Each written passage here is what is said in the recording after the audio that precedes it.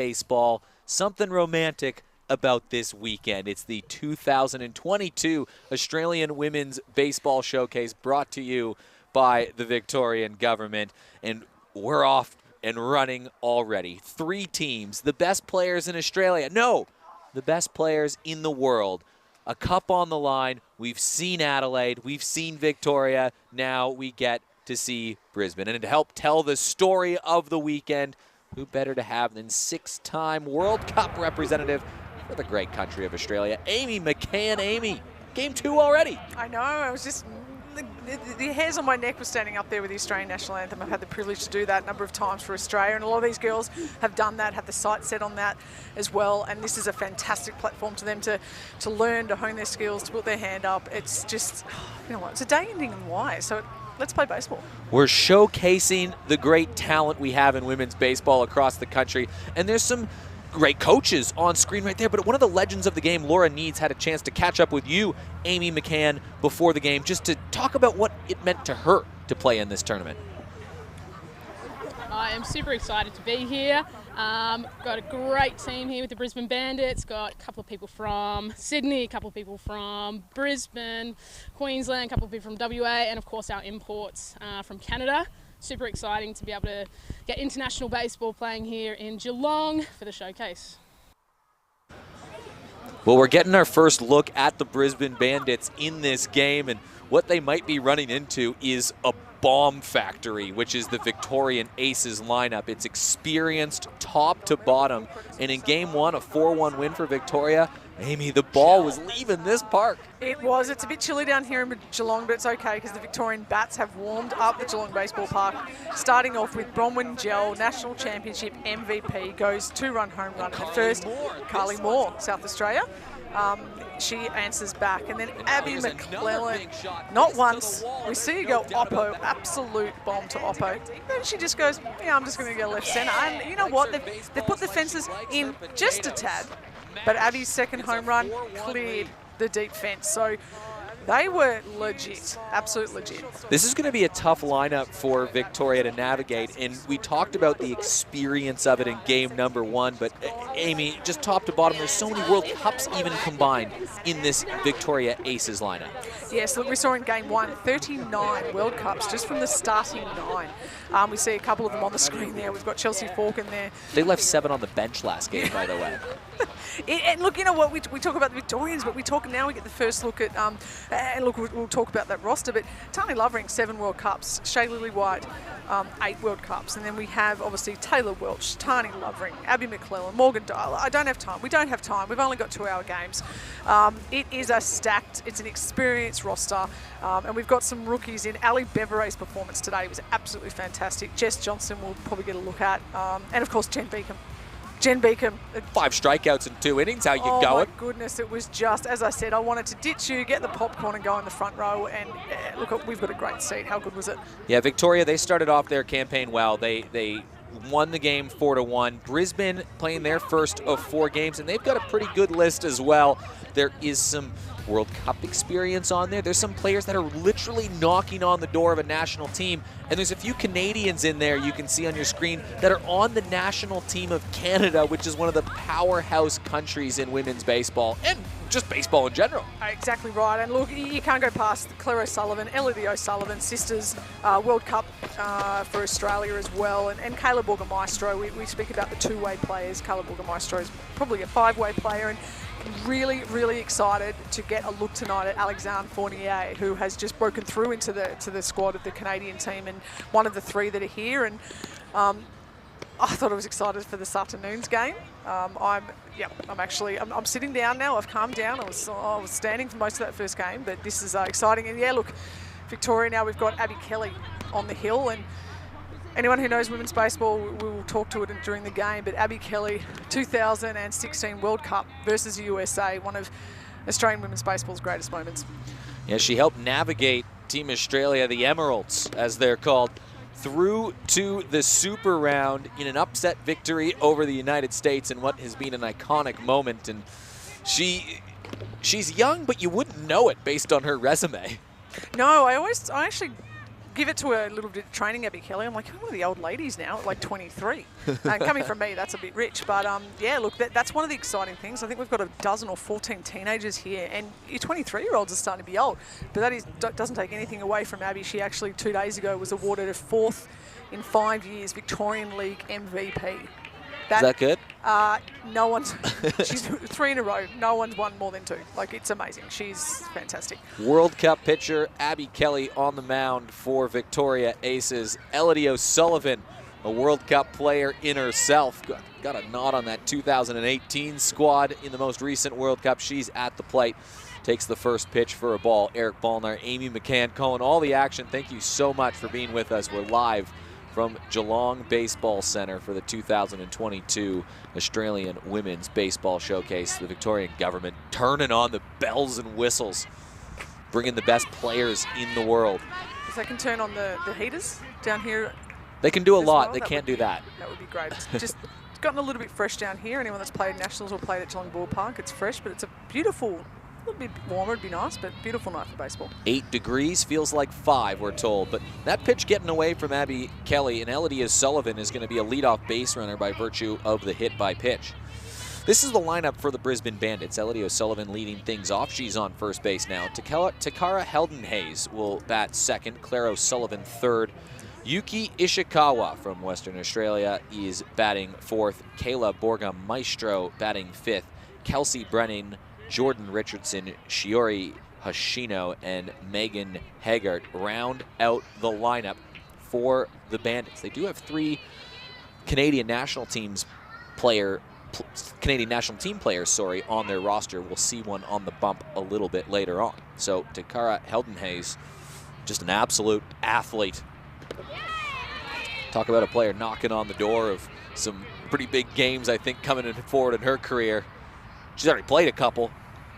She has, and when she's up to bat, you know, as a middle infielder, you need to work hard on a double play because there's no one quicker up the line in women's baseball in Australia than Takara. She'll foul one away. Look, we talked about the bomb factory of the Victorian Aces lineup to start game 1, but it was the defense for Victoria which really stood up, making a bunch of sensational plays. Amy, why don't you take us around the infield for the Victoria Aces? Yeah, as we said, we got Abby Kelly throwing to Tani Lovering. We saw Anna Kimbrell in the first game, and they've just switched out a 6-time World Cup veteran for a 7-time World Cup veteran. We've got some luxuries here. Behind the dish, everywhere. And in the infield, we have Abby McClellan with the bat, went deep, but had a couple of really good plays at first base. Shay Lillywhite, it was always death taxes, and Shay Lillywhite's at second base. We have Emily Devine at third base, and Bronwyn Gell highlight reel at shortstop. Yeah, Bronwyn Gell made a couple spectacular plays in game number 1. I'm sure if you go check a follow to the social media pages, Baseball Victoria. They'll have some highlights, I'm sure, of Bronwyn Gell at some point in the next, well, many years it's going to feel like. But she was a highlight machine. Hit a home run, played some great defense. Heldenhays, though, she's going to rip one to the left field line, and it drops right in front of the foul pole. It's called fair. It might score a run. There's going to be a push over towards 3, but it's a double for Heldenhays, and she absolutely crushed that ball, falling just short of the fence. Yeah, look, we have a look at the replay here. Inside pitch, a little bit high, and Takara's absolutely motored now. We had a really good look at that down the line, and I think if there was chalk, John McEnroe style, it would have flown up. We can see a good throw in there into third into Abby Devine, but yeah, Elodie O'Sullivan runs the bases really well, and yeah, something brewing here. Runners on second and third. Already pressure on the base paths. The outfield of Taylor Welch, Morgan Doty, and Chelsea Forkin. Hello, how are you? More Emeralds representing in the outfield for Victoria Aces. They're looking like they're going to have their work cut out for them early on from this bopping Brisbane lineup. Yeah, look, I think this is nearly an outfield lineup from one of the 2018 World Cup games. I think switched Chelsea Forkin, who we see in right field, to centre field. She has her WA teammate in centre field in Morgan Doty, and we have Taylor Welsh in left. I mean, that is... I don't reckon I would have ever got a look in that outfield. That is... Says a lot from the 6-time rep Amy McCann in the broadcast booth. Claire O'Sullivan, she's been a mainstay part of this Emerald squad since back to around 2010, and she's got a couple runs on the base paths if she wants them. Runner on second and third. Abby Kelly having to try to bring her best stuff early on. Yeah, and it's interesting, I spoke to Claire O'Sullivan just between the games after batting, and I said, oh, how are you feeling in the swing? Will we see you go deep tonight? She goes, oh, maybe with one hand. And she's revealed that she's actually got torn tendons in her hand. And she actually... Oh. That one chopped into the right side of the diamond. It's going to score the first run of the ball game.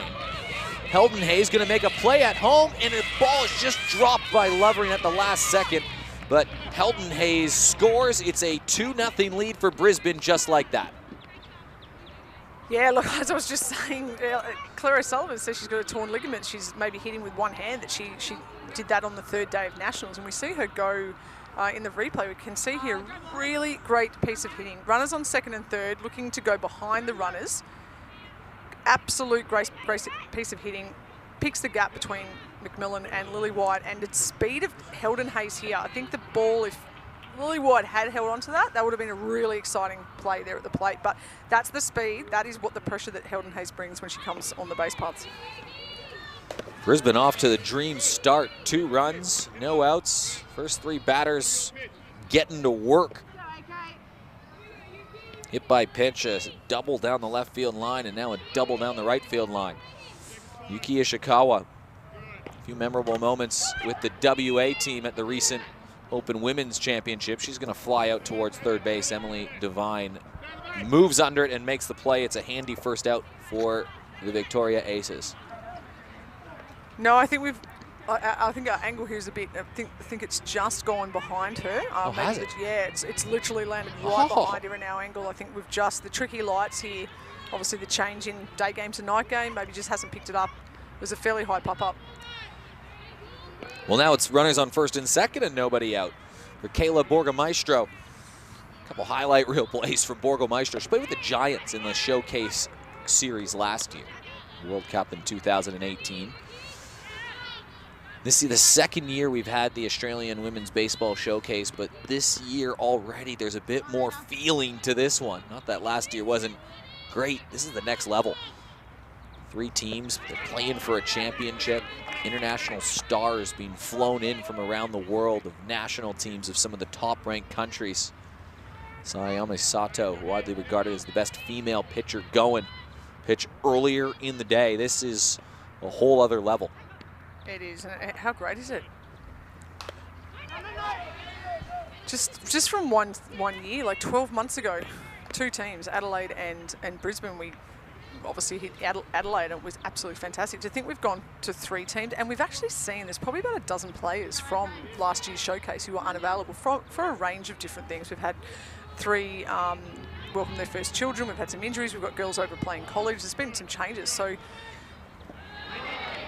Tony blocks that ball in the dirt. It's great to see that we've actually, the standard's improving while we're actually bringing in new players. And we're bringing in so many juniors as well, which is fantastic. And more states are represented by more people, and the internationals are here.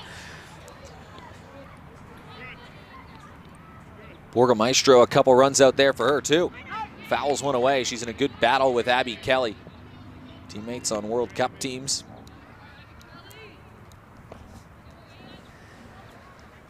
Yeah, as we see the 3 of these, the whole battery here and Borgamaestro 2018 World Cup representative. So that's the great thing. It's the battle within the battle. The girls know each other so well now. It just makes it harder.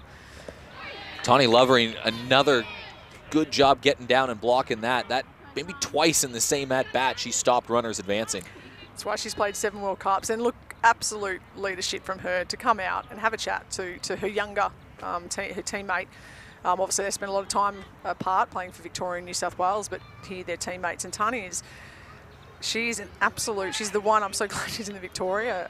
Obviously, I want to be impartial this event, but I'm always going to love the big V. And it's just, she's that first player you don't want to play, the first player you want in your team. She's next level. And that's a big get for Victoria. When that roster was announced, I think that raised a few eyebrows of, uh-oh, when other teams got to see that Tawny Lovering was in the lineup for Victoria. But she's going to have to help Abby Kelly navigate a sticky situation here. It's bases loaded, no out, and already 2-0. And one of the emerging exciting players in the competition. Kelsey Brennan from Western Australia, the Wanneroo Giants, is going to step up to the plate, and she's going to announce herself right here. Yeah, look, Kelsey Brennan is someone who I've sort of been watching for a long time. Obviously an outfielder, I'm not biased. No, yes, I am. Really exciting to see. Really exciting. I spoke to Christina Creppold, who's an absolute WA legend this week, and Christina Creppold basically has said she set her sights on making this showcase, and she did all the hard work to get here. So when someone like Christina recognises your talent, you know you're doing well. And I think Kelsey's an athlete, so I'll be really keen to see what position she can find herself and really cement herself. It's up to her. In a great spot right now, but Abby Kelly and the Victoria Aces defenses are going to be asked a lot of questions in the next few pitches right here. Donnie Lovering calling the signs, trying to guide her pitcher out of a jam. No, that just rides up inside of her, so it'll be another run that crosses the plate for the Brisbane Bandits. A hit by pitch, bases are loaded, everyone moves around, and just like that, 3-0 for the Bandits. This Bandits team last year, Amy, they had a couple games where they put up crooked numbers versus the Adelaide Giants. They split the series 2-2, but if they're anything like the Bandits of last year, we know this team can score some runs. Yeah, as you said, we saw Sullivan go deep, and we know how good Claire O'Sullivan and Kayla Burgomaestro are. It's going to be interesting. You know, three runs against this Victorian team. Look, it sounds like a lot, but I think we've discussed the strength of the Victorian batting lineup and the strength of their fielding lineup. And as we see, the couple of hit by pitches and a couple of walks, they need to capitalise on things like that. Because I think once it's in the field, Victoria obviously show their strength. But Jordan Richardson, she's got power. We know she's got some really good alley power. So outfielders are going to need to be on here. We see a bit of a fog falling through down here too, so might get a bit tough for the fielders as we go. It's cold, it's foggy, and Brisbane are hot right now. Can they apply some more pressure? Jordan Richardson, another World Cup player, teenager too, when she made that team. Another good example of sort of the youth and pathway that's really opening up for some players here. Oh, fantastic. Jordan Richardson's a former MVP of the Youth Nationals. We have actually got quite a few of them here. Fouls one away, just a little late on that one. And the Youth Nationals has now been replaced with a showcase, but the Youth Nationals is something that has brought so many of these players to the fore. Like Kelsey Brennan, who we see at first base, we just saw her at the bat, she's actually won all 4 awards at a Youth Nationals. MVP, Golden Arm, pitching, batting, everything. Absolutely phenomenal. Reaching down, scooping one towards left field, and that's going to drop in front of the left fielder. It scored 1 run. They're going to stop the train from there, but it's an RBI for Jordan Richardson on a base hit to left field. Ishikawa will score. Burgomaestro to third, Brennan to second, and it is an early big inning for the Brisbane Bandits. Brings up Shiori Hashino, the one that's won a youth championship before. Fouls one away. It's her birthday today. Happy birthday to Boss. Hold on. They just call I think that might have been a ball. A balk. I don't know if we have the replay of that, of just the pitcher. Make it a 5-0 game. Everyone's being moved around, but I think you're right, Amy. Well, no, Hoshino's gone to first base, so it can't be a balk. She must have hit her while we were celebrating her birthday. We need to get a replay of actually is what has happened there. Well, what has happened for sure is it is now a 5-0 game.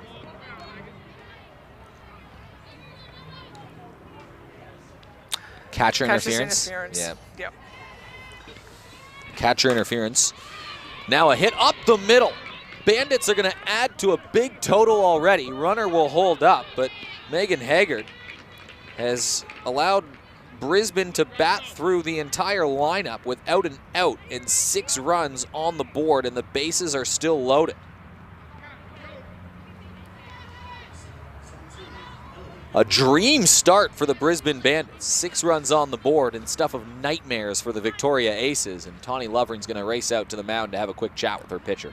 Yeah, we see the replay here. Nice piece down and inside. She's just come through that ball just over the reach of Bronwyn Gel. Scores a couple of runs. That's a really good piece by Megan Haggett. And we saw Tim Ballard just come out earlier, which means Samantha Hamilton has now come out to the mound with Tani. Have a chat with Abby. Abby would like. We've seen better. Abby would like better, but we'll see Abby again this showcase, and we know she'll come back fighting. So Samantha Hamilton has gone to the bullpen, and we'll see who's coming in. This is Gabby Bevan. So Gabby Bevan, another Victorian. So she would have been down in that bullpen in the fog. Can't quite see that bullpen down here. Had to wait till she came onto the infield, but it was interesting.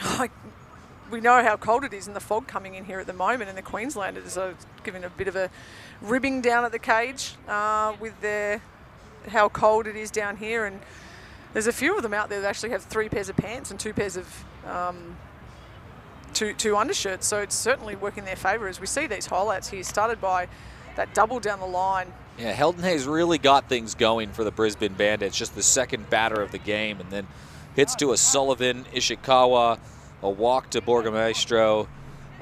Brennan was hit by a pitch, and then Jordan Richardson with a hit, Megan Haggart with a hit, and it's a 6-0 game. And the scoreboard in left field says 5-0, same with on the bug here, but it is a 6-0 game. And those first 6 players that came to plate have scored, I believe, and there's still no outs for the Victoria Aces so far. Yeah, and look, now I've just heard that Gabby Bevan will hit for herself, so we've obviously lost the DH with Anna Kimbrell, so the Victorian team are down a batter, but we know the strength of their lineup, and I think it's early. We know we've got 5 innings. We've only got 2 hours, but we played 5 innings in an hour and a half this afternoon. Lots of time. The Victorians were playing like they were double parked, and I think Brisbane will want to get this is the perfect start for Brisbane. They've come in, they're playing on home soil. Aces have had a fantastic win, and they've come in and they've all touched down this morning. Adelaide had the privilege of coming in last night, but most of the interstaters from Brisbane and New South Wales came in today. And they've been greeted by temperatures they're not familiar with. And Elodie O'Sullivan coming up to bat now is, I think, she's got long leggings, short leggings, 2 under shirts. They're not liking this weather, but it does not show at all. She's already been on base and already scored. And that's all in the first inning. So Brisbane Bandits picking up where they left off last year in the showcase and putting together some numbers early on. Sullivan, a product of Country New South Wales. Played for that representative team for a number of years before moving to Sydney and joining that state team. Recent winner. Puts the ball into play. Devine knocks it down. She'll step on the bag and get the runner advancing to third. So Hashino is retired, but another run has crossed the plate. And it's a big start for the Bandits, and Victoria are going to have their work cut out for them.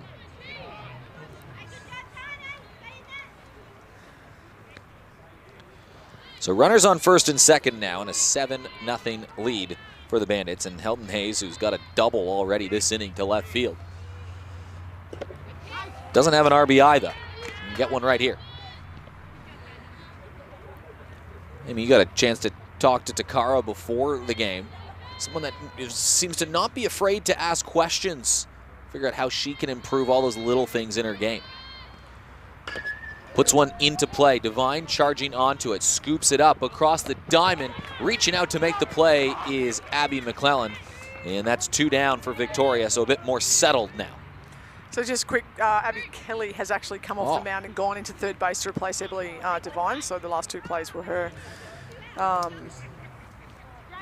So yeah, look, at the moment they're just taking those chipping away those outs. So none out with 6 runs on the board. We're now to see 2 out. So Victoria will be happy with this result from Gabby Bevan coming in, making contact, getting the ground balls, which is really important. We saw a lot of fly balls to the outfield on Abby Kelly. So and she's in that outside part. Gabby Bevan's known for really going hard outside. If you watch Nationals, and I play against her in the Summer League, she's really hits that outside of the part. So if you keep that ball down, keep it outside, and yeah, hopefully Victoria obviously have 5 innings to chip away at this so they can keep Brisbane quiet.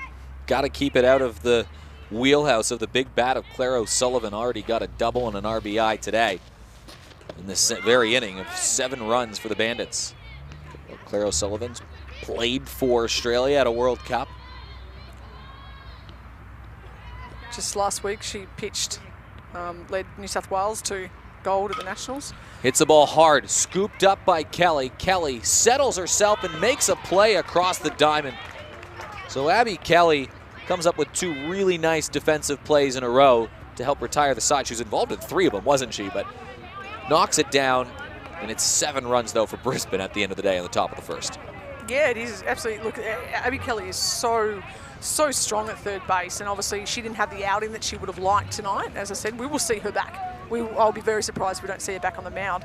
But that's one of the reasons Samantha Hamilton moves her into third base, because she makes, I think, 3 plays in a row, fielder's choice, and then a 5-3, 5-3 to end that inning, to only hold them to 1 extra run after that with bases loaded and none out. And as I said, that's Brisbane right now sending a message to Victoria. You know what? We've come here, home soil. You've gone and hit the ball out, and you know what? You won't have to beat us. You're gonna have to do it the hard way. Well, it is a dangerous lineup, and Shea Lillywhite leads things off for Victoria. Bronwyn Gell, she went deep in game number 1 of the day, and then that middle of the lineup. So many World Cups between these women's. Morgan Doty, Abby McClellan, and Tawny Lovering, followed by Chelsea Forkin, an Olympian. Then we will have, well, there would have been a change. There would have been a change, so I don't think Anna Kimbrell's in the game anymore, correct? She was scheduled to be there as the DH. Yes, and I think so. I heard Samantha Hamilton calling to the scorer's box, talking about Abby Kelly coming into the field. So Emily Devine's obviously exited, which means Gabby Bevan now slots into batting for herself. We've seen that a lot. She's batted at National. She's batted for the Springvale Baseball Club. So we lose Anna in the DH spot, which is a bit of a loss, but as we said, we'll see Anna for the rest of the week. And Taylor Welsh can bop it around as well. So it'll be an interesting task. And, well, if you don't know this name in international baseball, you're about to. And I think the best is yet to come for the young lady on the mound today. Alex Fournier, the Canadian. That's where I'm from. Amy McCann. Well, over to you. Over to me, yeah. Well, I've never seen Alex Fournier pitch before, but by all reports, a highly touted prospect that's just emerged into the national team for Canada. Yes, and we're really privileged to see 3 Canadian players out here, and we've got Alex Fournier, and I spoke to her during this week. She let me call her Alex, so I didn't butcher her Canadian name, so I'll let you do the... Alexandre Fournier. We'll go with that. Fantastic. Yeah, and look, I was talking to Ashley Stevenson during the week, who 8-time World Cup representative, is now on the coaching staff for the Canadian women's baseball team. And when you get references such as her work ethic is amazing, she wants to learn, she wants to get better, we're excited to see how she grows.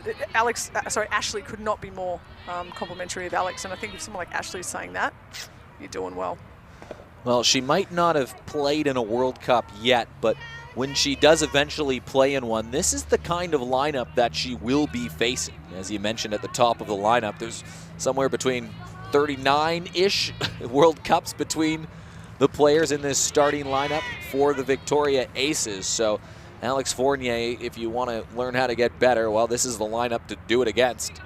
And no better lead-off for Victoria, lead-off for Australia, one of the best in the game, that should be hoping to just basically welcome, in the most polite way, welcome Alex to international baseball. And we see a meeting on the mound with Megan Haggett, heading out to have a chat to Alex. Maybe there's a bit of a mix-up in the signals. Are the signals in Canadian? Did she not? We will not put the fingers down in the right Canadian. Yeah, didn't translate the fingers into French, maybe? Maybe, yeah. Maybe that's it. Okay. Just a little translation there. Lost in translation over 60 feet, 6 inches. It's been interesting to see the dynamic of some of the international players coming in now. Alexandre Fournier, she could speak English. But there's 3 Japanese players that can't speak English, but it was interesting seeing them introduced to the Giants earlier, saying, yeah, they can't speak English, but we can speak baseball, and that's a language that we can all get along together. Yeah, exactly right. Like, we've played at World Cups, we've played the Cubans, we've played the Dominican, the Japanese, everyone knowing we can do a lot of hand signals and smile, but at the end of the day, we all get on the baseball field, and it's between the white lines. There's only one language spoken. So Fournier and Haggart for sure here, just trying to get on the same page in terms of signs being put down.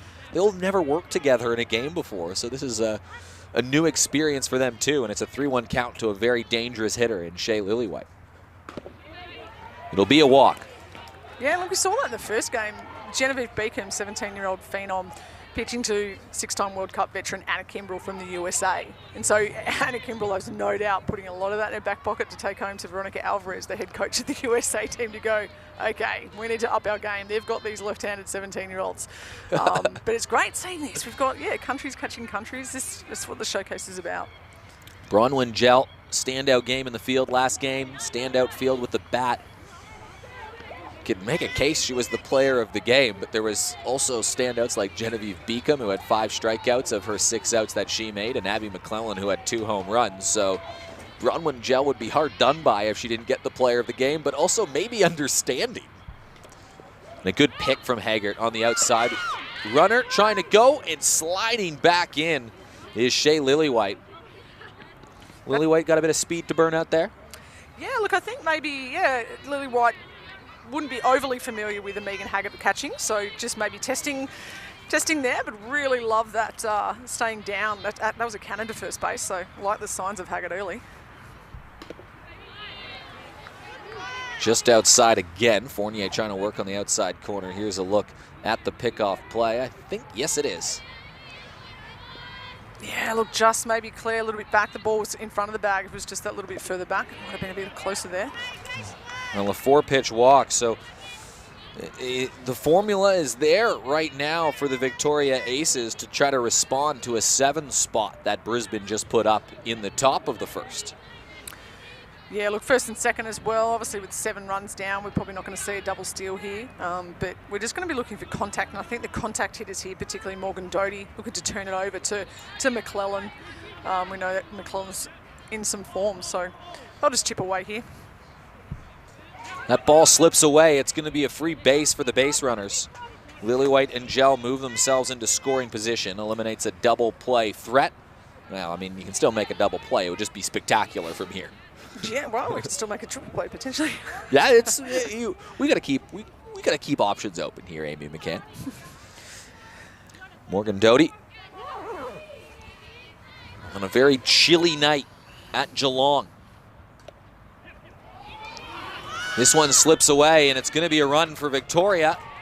Sliding in safe is Shea Lillywhite. So a couple balls slipping away for Fournier, and it's a free score for Victoria. Yeah, we saw a few outside pitches there in that at-bat to Bronwyn.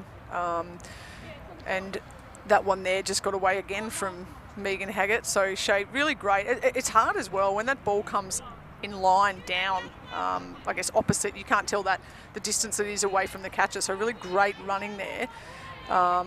It's gone a little bit further behind there. So Shea's got to wait for it to get past the catcher so she can make a call on if she can go. And of course, the pitcher has to be covering as well. So Fournier was close there. It actually ended up being a lot closer than what I thought it would be. Yeah. I think I called her scoring halfway down the line. This one I can call scoring halfway down the line. Almost again. But Bronwyn Gell scores, so a couple walks and a couple pass balls, and Victoria have a couple free scores. It's a 7-2 game. Yeah, look, I'm not sure Megan Haggart. We've seen a few come off the outside of her glove here, so maybe getting a bit crossed up with the signals. Maybe Alex is throwing a bit faster than she's expecting. But we missed those balls, get away from the catcher here. With the Victorians, they're hungry. And you know what? When you're a hungry team like Victoria, when you've got a 7-run deficit, you probably have to take every opportunity you can get. But yeah. The third straight walk, Morgan Doty will go aboard. So Victoria well on their way to try to respond to this number. Now, 7's hard to get all at once, so a couple runs here, a couple runs there will do the job for Victoria, but I'm sure they'd like a couple more with nobody out and a runner on.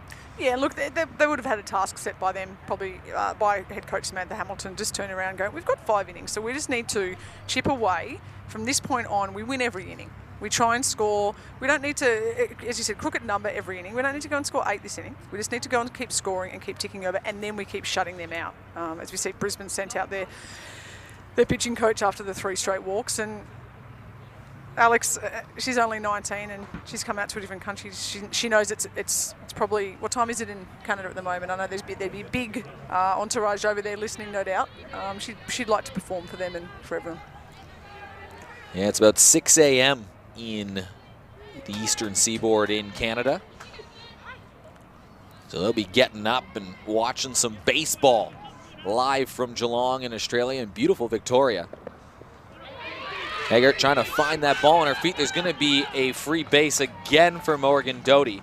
And it's a runner in scoring position for a very dangerous bat in Abby McClellan. We saw her crush a couple homers in game number 1, but it's not like that's the first time she's hit a home run. She's taken home batting titles and national championships. Grand Slam for Victoria in 2017. Yeah, she's definitely been one of the most feared hitters in women's baseball for a decade. And everyone talks about her bat, but we also know how good she is in the field, and she's had to bounce around some positions due to some injuries, and she's had a knee reco. Abby first came up about 10, 12 years ago as a 16-year-old, and she was a fantastic catcher. It was really had her sights set, and was probably a really close selection for the 2016 World Cup, and did a knee a few months out. We see the 4th straight walk here. Yeah, and Abby now, she's been forced to play first base, and she wants to catch. She did get a chance to catch at the World Cup for Australia. She played every game in DHing, catching first base, and it's been. So I have so much respect for how hard she has worked to keep on the baseball field, for how many injuries she's gone through. 7 World Cups for this woman up to bat. Tawny Lovering, 7 of them. She's got a silver medal. She's got a bronze medal. She's had the honor of rooming with Amy McCann. Honor. She's done it all.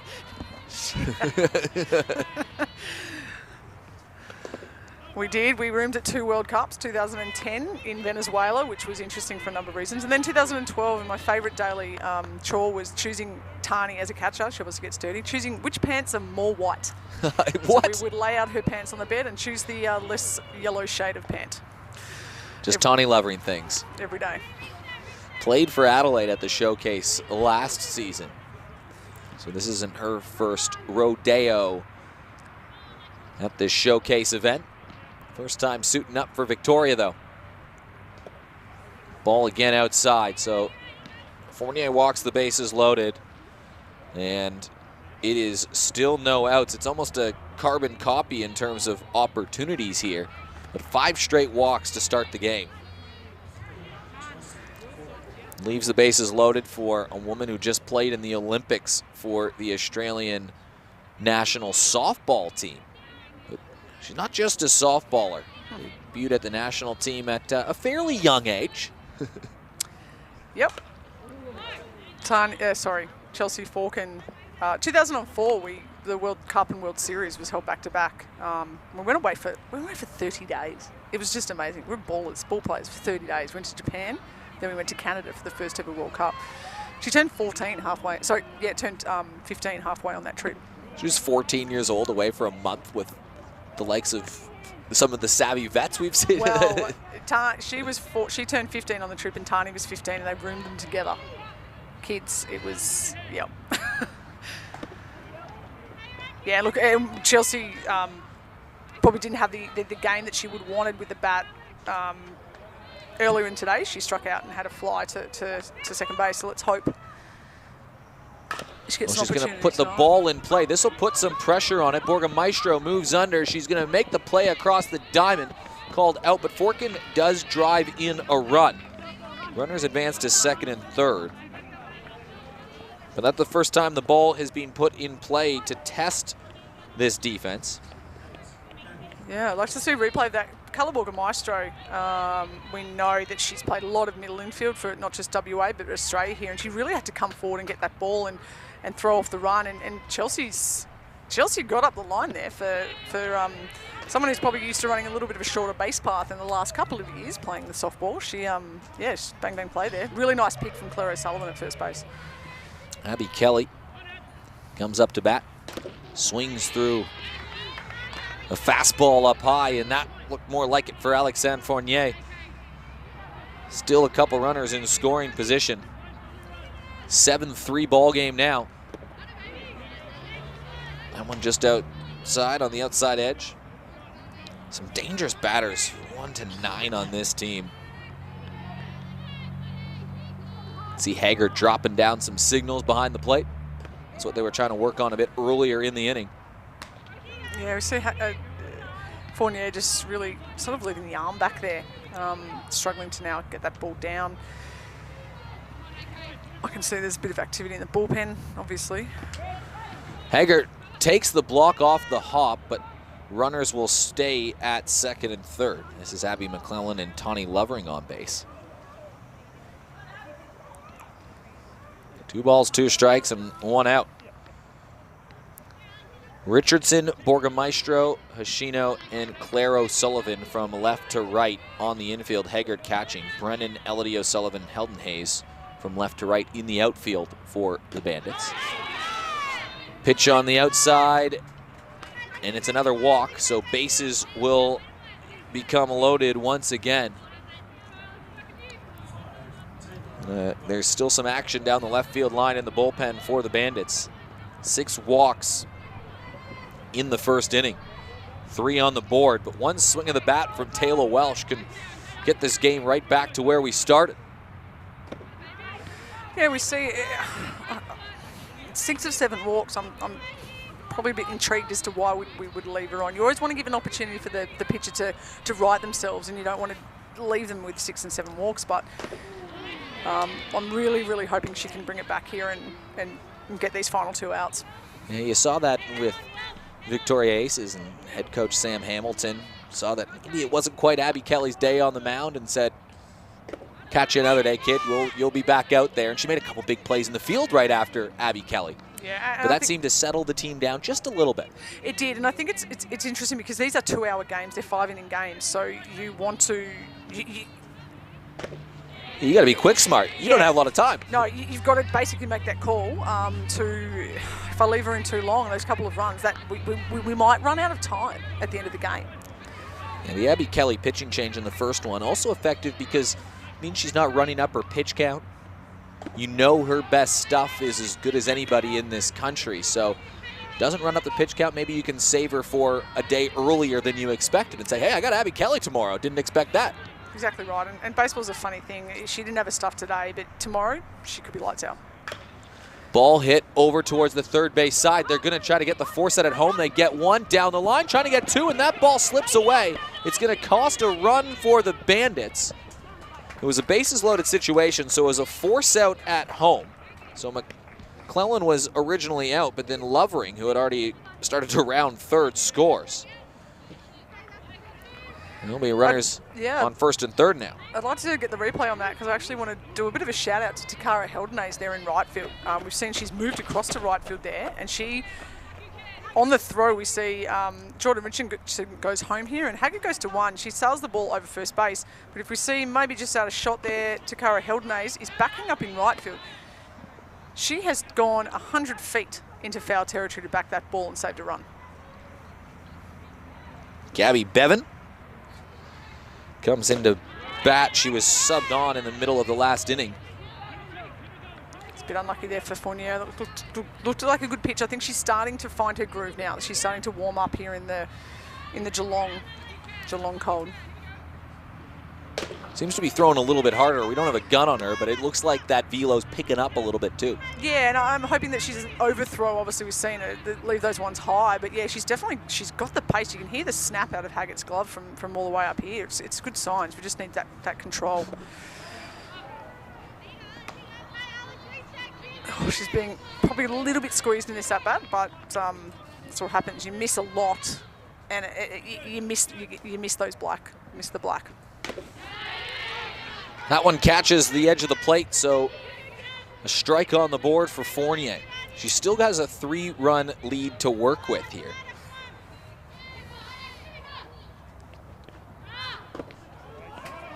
Well, the bases will become loaded again, so the tying run is aboard. And Shea Lillywhite, who will get the second look at Fournier in the inning. Well, if you like scoring baseball games, this one isn't for you. Already in the first inning, both teams have batted through the lineup and moved on into the next inning.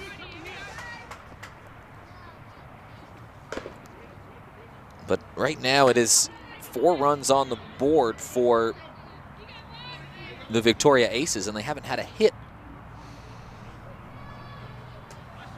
Maybe one. That one takes a funny bounce. Haggart looking for it.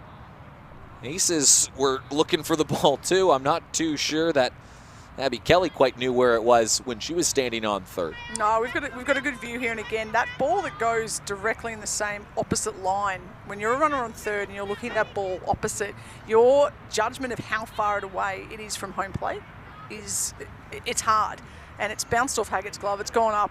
Abby doesn't know if that spin bounces. It could spin right straight back to the home plate, and Abby could be out cold. So she's got to wait for it to land, and by the time you wait for it to land, you've missed the boat. So good choice there by Abby. And especially, you don't want to take the bat away from someone like Shea Lillywhite. Well, you're also down by 3 runs with 2 out, and if you're the 3rd out at home in this situation, it's a lonely walk to the dugout. You're walking straight back to the hotel. Big pitch from Fournier on a 3-0 count. Bronwyn Gell, who's hit a home run already, is lurking on deck. Lillywhite was looking for it right there. I was just about to say, experienced hitters right now are going up looking for their pitch. They know that she's been wild. They know where she's been throwing it. So you are going up there with one thing in mind. You are locking on to that pitch that you know you can hit, and Shea just missed that. Lillywhite up the middle. This will have to be a nice play. It gets through. It's a base hit. There's a runner being sent around third. There might be a play at the plate, and she'll touch in easily. 2 runs cross the board on an RBI for Shea Lillywhite. She's had a really nice start to this tournament, and what was a big lead for Brisbane is all of a sudden dwindled down to just 1. Yeah, as we just said, really veteran at-bat here from Shea. She's watched 7 of the previous batters, including herself, get a walk, and she's gone up there with that one thing in mind. I get that pitch to swing it, I'm going to have it go. She just missed the previous one. She comes up with a 2-run single to the outfield, and that's why she's 22 years after making her debut in the Victorian team. That's why she's still here, and because she loves it. We spoke to her before the first game, and I asked her, why do you keep coming back? We love you to coming back, but why do you keep coming back? She goes, well, I still love it. And that's why we all keep playing. And if you're good enough to be here, as she is, you're going to keep getting picked up. Well, Alex Fournier, I'm sure we'll see her later on in the weekend as well, but 6 runs for Victoria right now. A lot of them off walks, and they're only 1 run behind the Bandits. They'll bring in a call to the bullpen, and they're going to go with another Canuck. Claire Eccles making her way on the mound for the Bandits.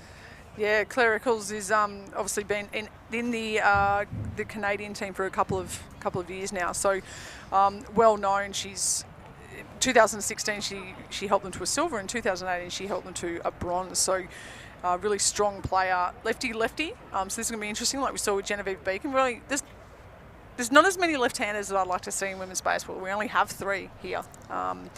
So really keen to see her in action tonight. But if we see here, a bit of the replay here from Fournier, really feel for her. I really want everybody to perform here, particularly the internationals to come out. They want to perform, maybe a bit of nerves, a bit of the cold air, maybe a bit of overthrowing. A few balls getting away from Haggart there. We see a few pass balls there, scored some runs for Victoria, and suddenly it's a 1-run ball game.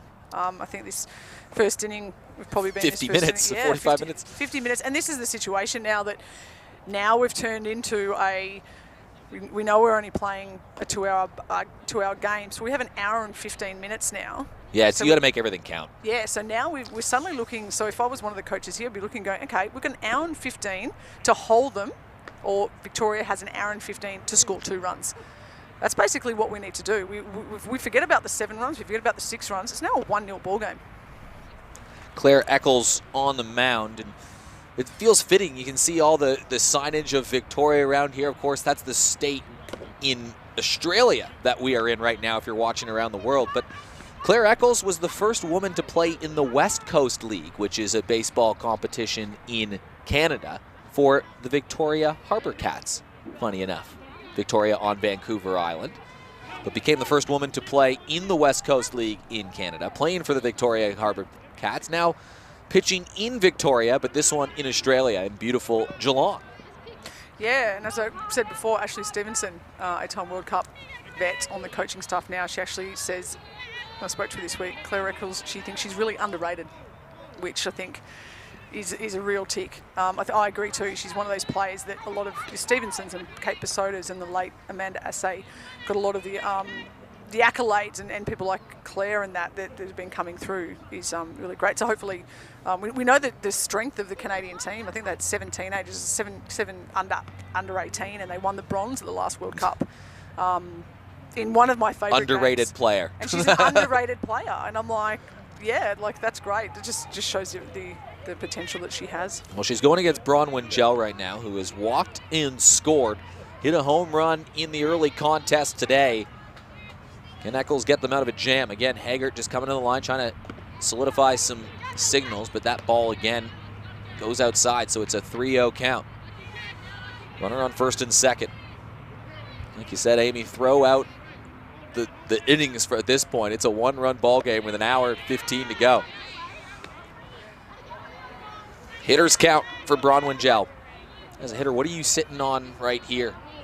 Just looking for that one pitch that you know how to drive?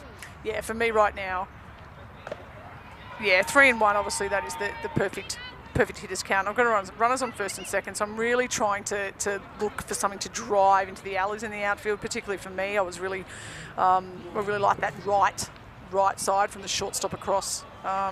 Yes, that's what I would have been looking for that. But Bron, in that instance, we see her get a walk, which brings up Morgan Doty. 9 years on a state team for Morgan Doty, 2 with Victoria and 7 with WA. A couple World Cups to boot. She has been around the traps. An architect, Morgan Doty. She is. She moved to Melbourne to study, and she never left. And we have taken her. Does that happen a lot in Victoria? People come and never leave? I did. I moved from Sydney and I never left. I love it. Melbourne is fantastic. This one hit hard. This back to the wall, and you can forget about it. A grand slam for Morgan Doty, and it is a Victorian lead. Morgan Doty. Again, the right centre power from the Victorian team here has been fantastic. You're hitting that right centre gap with that power. That is fantastic. And we know Morgan Doty, it's funny, we know she can run. We know she has that line drive power. And she's line drive that enough to go out here. Absolutely fantastic. And suddenly a 7-run lead is quickly erased into a 3-run deficit now for the Brisbane Bandits. Really fantastic from Morgan to really sit on that pitch. And it's been tough for that left-hander as well. Really fantastic from Doty there. That ball was crushed. That was crushed. You knew it as soon as it left the bat, and that has to travel through some 5-degree air. Ball travels better when it's a bit warmer. This is not home run hitting weather. It is not at all. It was nice and warm in the day game. It was about 15, 16 degrees, sunny, not an ounce of wind in the air. You understood why a couple balls flew out there, but this one was just, look at this, boom. Yeah, the way she just lets that ball travel, it's slightly on the outside, and again, that right centre gap. Takara Heldenhays is wishing that fence was a little bit deeper. She may have tried to run that down, but yeah, look, Morgan Doty really has absolutely stepped up. She plays, obviously, women's baseball, she plays men's baseball, and she's absolutely just positioned herself now as one of the absolute leaders in our competition. She won the national championships hitting award last week in nationals. I think hit something like 700, 800. I don't even know. It was obscene. And she's just brought it here. Abby McClellan gets a free base on balls. Walks piling up in this inning. I think that was the 7th or 8th one. Ninth walk in the inning. It's not something you see too often on a baseball box score. Tawny Lovering can make Brisbane further pay. I think Tani's obviously watched Shea and watched Morgan zero in on those pitches there, and she'll be doing exactly the same thing. Oh, just catches the top of the outside corner there.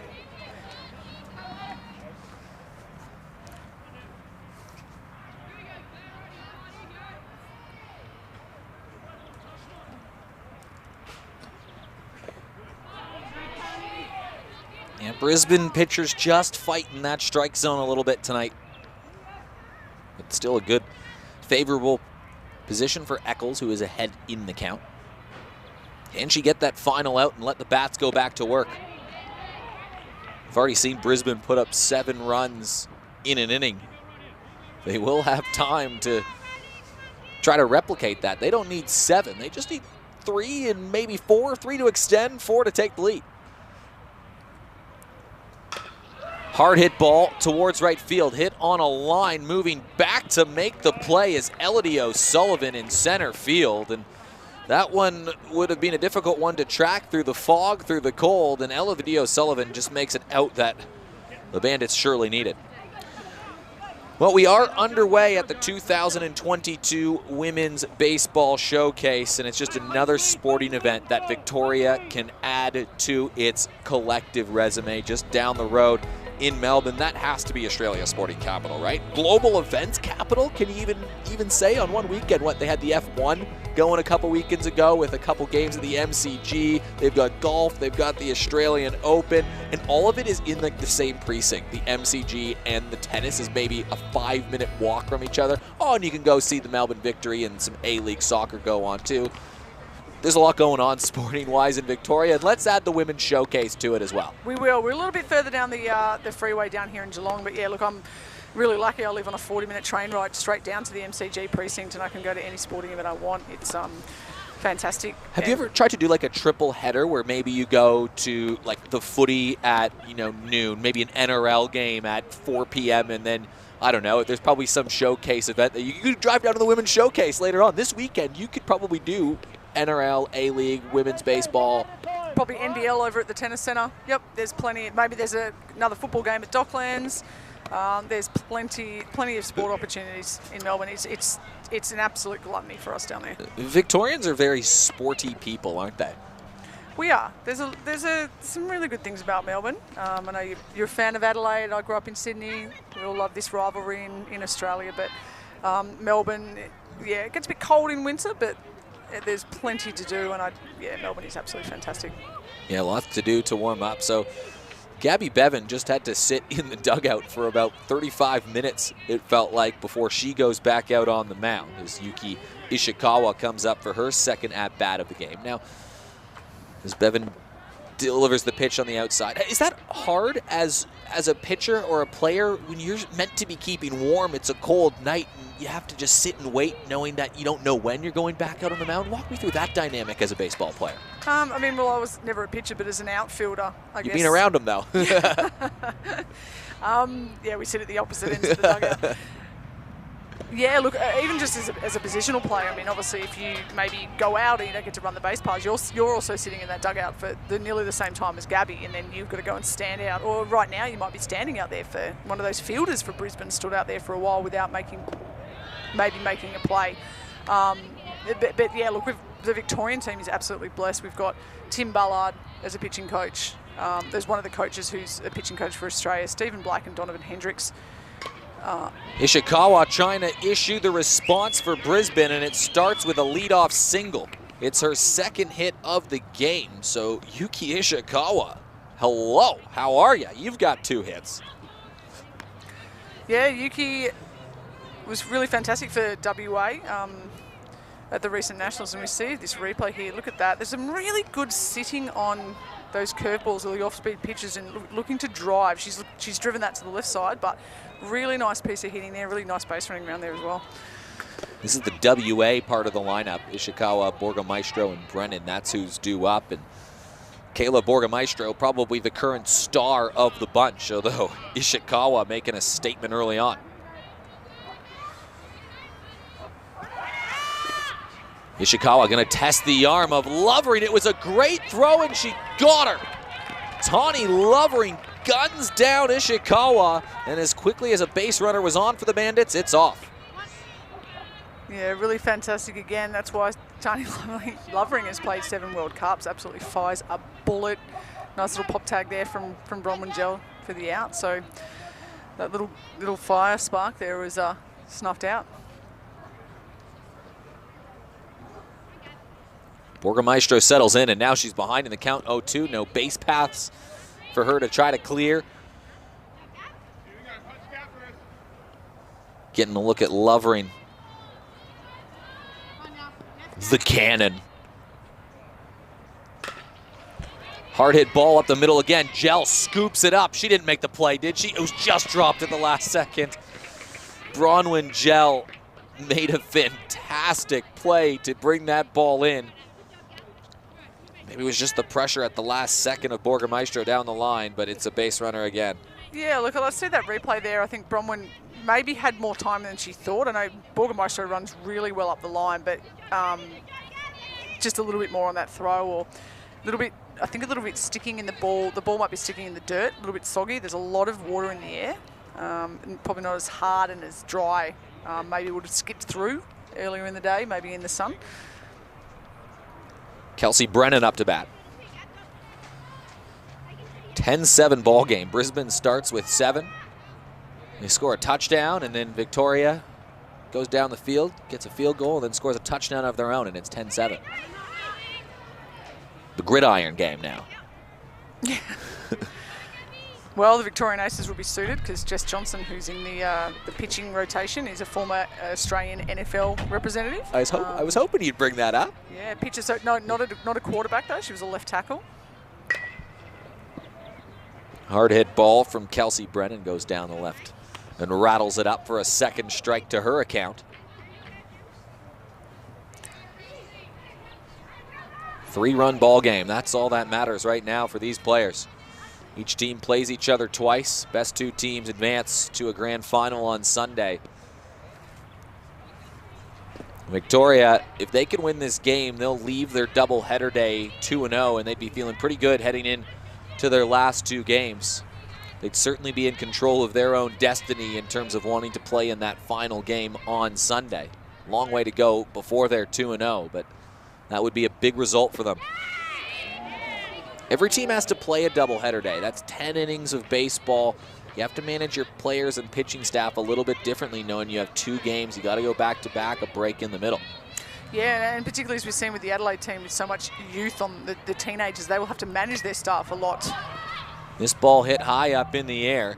Kelly charging on from third, and Gabby Bevan tried to make a play on it, and I think it was just too many cooks in the kitchen for Victoria on that occasion as 3 players collided over it, and they've given Kelsey Brennan a second opportunity. Yeah, and someone like Kelsey Brennan, we've really seen her rise through the ranks in the last few years. Someone like her that I've got a feeling this is going to be a bit of a breakout tournament for her, and you don't want to give anyone a second chance when it doesn't matter who you are, because you walk back to the batter's box going, okay, I've got another shot here. Baseball's a funny thing like that because now, as a batter, Kelsey Brennan's feeling like, okay, I'm on borrowed time here now, and you can kind of swing yourself a little bit more freely. Yeah, I mean, the more pitches you face, the higher chance of you reaching first base. So it's a really good battle here. Yeah, it's been full count for a few pitches now. Well, she'll take that. What was looking like an out down the first base foul territory is going to be a walk, and if it weren't for a great throw from Tawny Lovering to tag out the leadoff hitter Yuki Ishikawa, it would have been bases loaded. So again, Victoria defense making an impact just like they did in game 1. Jordan Richardson, she's got a hit and an RBI in this game already. She's made an impact.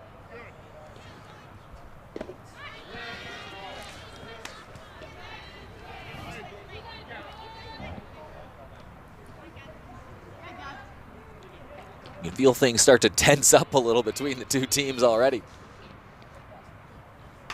Hard hit ball again down the line. This one goes foul. Abby Kelly again having a look. How good's the field looking, by the way? They did a great job of turning this deck around, didn't they? Oh, it's absolutely fantastic. You can see there's a little bit of dew starting to settle on the grass, but I walked out in the outfield and had a good reminiscing time out in the outfield, but no, I was checking out the field and it's absolutely mint. Ball hit into play. Gel trying to make a play at it. Runner will advance to third. They're going to hold her up. A ball that just had eyes. It's a second base knock for Jordan Richardson, and the bases are loaded. The tying run already aboard for the Brisbane Bandits. Scored 7 in the first, and now with 1 out, swinging the bat for the birthday girl, Shiori Hoshino. Already, well, she had the catcher's interference, I think, on her first swing. She was interfered with and advanced and helped score a run. Let's see if she has a bit more of a lengthy at bat. It was a birthday present for Hoshino in the first inning. She's going to reach down, scoop over. Can they turn 2? Runner off the bag. Ball was just dropped at the last second. It was a line shot over to Kelly. So close to a double play for Victoria. They'll take the 1 out, but oh, it could have been 2. Yeah, just off the end of the bat there, out in front. Abby just dipping there. Looks like Abby McClellan came forward. It was in the glove and then just came out. Megan Haggart steps in. She had a single. Already has had a bat in this game, and we're in inning number 2. This would be a big result for Victoria if they can get out of this bases loaded jam. 2 on the board. Gabby Bevan came in after 7 runs that already crossed the plate, has helped settle the ship for Victoria, allowed her team to score 10. Hasn't made it easy this inning, but she's not far away. It's a nice pitch from Gabby coming inside there. It's interesting the differences into the 2 games. 4-1 ball game off, I think, 4 home runs, 5 home runs, 17 runs in not even 2 frames. So it's just, that's baseball. And sometimes that can be women's baseball. Obviously we play on the same size dimensions as men. It's actually one of the very few sports, if not the few sport in the world, where we play all the same dimensions. So it does produce different baseball. That's one of the things I love about women's baseball. Most often you will find that bases are loaded, you can't lose a game on one swing of the bat in the Grand Slam. And because of that, we play differently. We play the smaller ball, and the different countries play different balls. And that's what I think I find so fascinating about women's baseball. Yeah, you can see the field arrangement here. You see the shortstop, Bronwyn Gel, playing sort of at that deep pocket towards the edge of the cutout. Yeah, Bronwyn's trusting her arm there. She's got one of the best in the world. She's obviously giving herself a bit more. That ball in the dirt. It was blocked by Lovering. It doesn't matter. A run's going to cross the plate. Bases were loaded. But Lovering blocking that might have saved an extra one if that scooted to the backstop. Yeah, we've seen Tani. It's something that she has really worked on. When Tani first made the first World Cup, she went over. She actually made the first Nationals as a bullpen catcher, and then found herself on the state team in 2004. And then a few months later, she's a World Cup catcher for Australia at 15. And she's someone who is absolutely honed her craft as a catcher, like over that 18 years. So where would a player like Lovering have played as Elodie O'Sullivan, her fellow stateswoman, comes up to the bat? I'm sure they're good friends too, but where, as Lovering goes down to settle out her pitcher, what kind of places and continents has Tawny Lovering gone through baseball? Well, Tani obviously coming through Sydney, played a lot of baseball, men's and women's with Ryde and North Shore, and World Cups. We've had 2 World Cups in Canada, 2 in Japan. We've played that one in infamous 2010 in Venezuela. We've had Chinese Taipei, we've had Hong Kong, we've had the USA. It's people like Tani and Shay, their passports have been stamped absolutely just from women's baseball. Like, I think the amount of places I've played, I had the privilege of living in Japan and playing for a season with a college. It's just absolutely amazing what you can do. O'Sullivan slashes one to right field. It scored 1. This is going to rattle up close to the wall. It should score 2. They're making the relay in. O'Sullivan stayed at first. They were thinking about sending the runner at 3. It scored a pair. And we're all square. Absolute laser shot by Elodie O'Sullivan there. That was absolutely great piece of hitting. And when we see the replay there, Morgan Doty taking a dive there I think Morgan's seen the importance of cutting this ball off, making sure it does not get to the fence, and she's held a runner at third, but importantly, she's held Elodie O'Sullivan to first base, and with 2 outs, we've still got the force in play at second base, which is a really important play now for Victoria with the 2 out. And 10-all, tied ball game. So tied ball game. May as well be 0-0, right? Exactly right. Back to the 0-all ball game in the second inning. Runners on the corners. Takara Heldenhouse already with a double in this contest. 10-10. It's a wild one here in Geelong. Swing and a miss. That was the stuff that Gabby Bevan was looking for.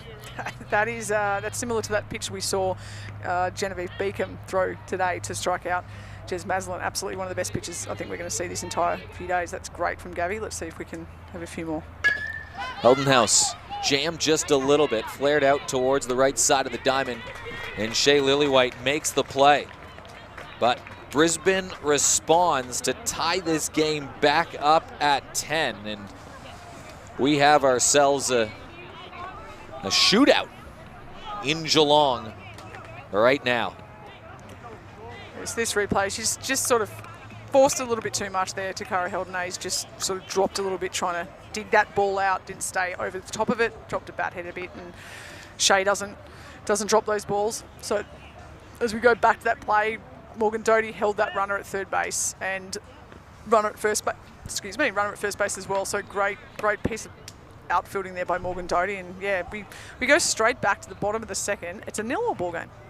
And what happens is runs become infectious, and sometimes in women's baseball we find that one team scores, the other team scores. We saw the low-scoring game today. It just becomes infectious. It doesn't make the game a bad game or a good game. It just makes it that's the game. And that's what we love about baseball. Every game is different. Today's not your day. Today you might be the hero. Tomorrow there might be the mule. And it's just how baseball goes. And it's so nuanced, isn't it? You look at players like, look at in the MLB, you have Mike Trout, considered the best baseball player on the planet.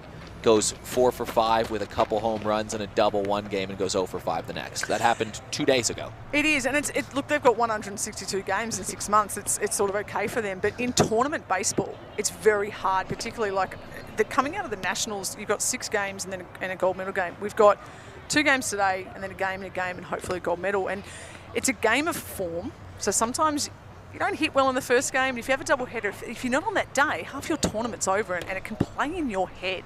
And sometimes someone's not hitting in the first few days. They're probably going to be hitting them at the end. So sometimes you're hitting at the start of a World Cup and you're hitting really well, and halfway through your World Cup you're like, oh, when's this going to end? And it's that you just have to not get in your own head. And this is me talking to my younger Amy, which I would have had the wiser head on my shoulders back then as I do now. You just have to, sometimes you just have to let it ride out, because baseball, it gets in your head. It really does. Well, like you said, it's a 10-10 game, but you can call it a 0-all contest right now because we're right back where we started. It's the bottom of the second. Now, this is a 2-hour game. We'll just call it as that. There's no new innings with 15 minutes to go. So, in all likelihood, it will be a 3-inning game, which makes this the bottom of the second last likely. Don't quote me on that because a lot can change in baseball and the way things go, but that's the way this game is shaping up right now as Chelsea Forkin leads things off for Victoria. Yeah, and that's exactly what the Victorians would have chatted about in the dugout. If they had a chat, they would have just said, you know what, we're just going to score a run now. So we, as we said, we want to win each inning. So from this point, they want to win this bottom half and then return favour by shutting out Brisbane in the top of the third. Ball hit along the dirt, scooped up by Hoshino, and Hoshino's going to try to hustle this one out. There was no coverage on first base. So Hoshino had to take it herself, and Chelsea Forkin, who's an Olympian, flies down the base paths. Bit of a miscommunication in the field, I think, for the Bandits. Yeah, it looks at Piers that Claire O'Sullivan's gone across to get that ball, and Hoshino has taken it to second base, and yeah, a bit of an infield Bermuda triangle we usually see in the outfield. Abby Kelly. Can we put that down as a hit? It's a good question. Because it wasn't misfielded. I think it was an infield hit. Yeah. A funky one, but it is one. You know what? I'll take it. Ball taken by Haggart behind the dish. Abby Kelly started this game on the mound. She left when it was 7-0. I'm sure if you told her, hey, don't worry, it's going to be a tie ball game and you've got the go-ahead run on base and you're up to bat, she'd say, okay, back in the first inning. Trying to keep the runner checked at second. Knowing Abby Kelly, she would have just smiled at me and walked off. That's what she's like. She's just really just doesn't really waver in her emotions. She's just there, and as we talked about before, she's played for Australia. She's won multiple MVPs, national championship MVPs. Every at-bat, every game, every day, it's new for her. So that 7 runs is in the background now.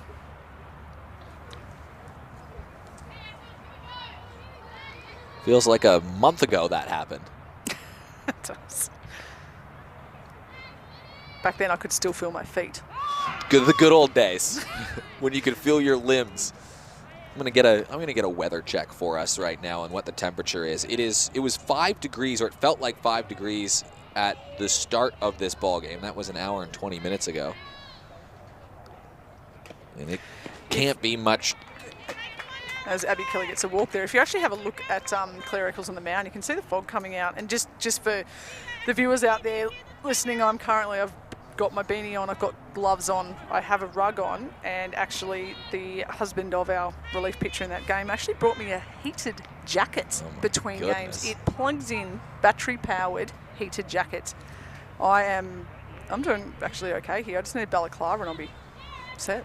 We call that a toque, the beanie in Canada. That's what Claire Eccles would call it on the mound. That one slips away. Both runners are going to advance, so it's 2 runners in scoring position for Victoria. A toque. A toque, that's what we call it in Canada, yeah. And now you know. I'm going to go with beanie. I think we win on that one. Well, Claire Eccles and I will fight each other. We'll fight you. Fight you, not fight each other. 2-on-1, that's a bit unfair. Flared to the outside, foul ball.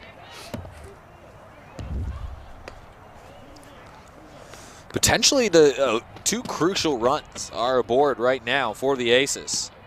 Just won't go away. Neither do Brisbane, though. They were up 7-0, then it was 10-7, now it's 10-10. You can watch a million baseball games and none of them unfold the same remotely. That is what's so beautiful about this game. Exactly right. And a game can change. It's just so unlike every other sport. It's very unique. It's one swing of a bat or one play can change an entire game. And when you're on the right side of that, it's great. When you're on the wrong side of that, it's the harshest mistress of all sports. Are you a believer in the baseball gods, Amy McCann? Yes and no. Look, I think for every line drive you get out, you know that a chink is coming your way. That's a safe hit. Well, there's a big pitch from Claire Eccles. A strikeout, and she needed that with 2 runners in scoring position. Just catches the outside edge, and that was long overdue. That is exactly what Eccles needed, and we'll see if this can build some confidence for the young Canadian. Yeah, as we talked about with Fournier, I think she started to pitch. Definitely her speed, the velocity there was there from the start, but we thought she was starting to warm up on the mound as she went on, and maybe we're seeing that from Claire tonight as well. Gabby Bevan, now the pitcher for Victoria, comes to the plate. She's got a walk already. One down, though, in a tied ball game.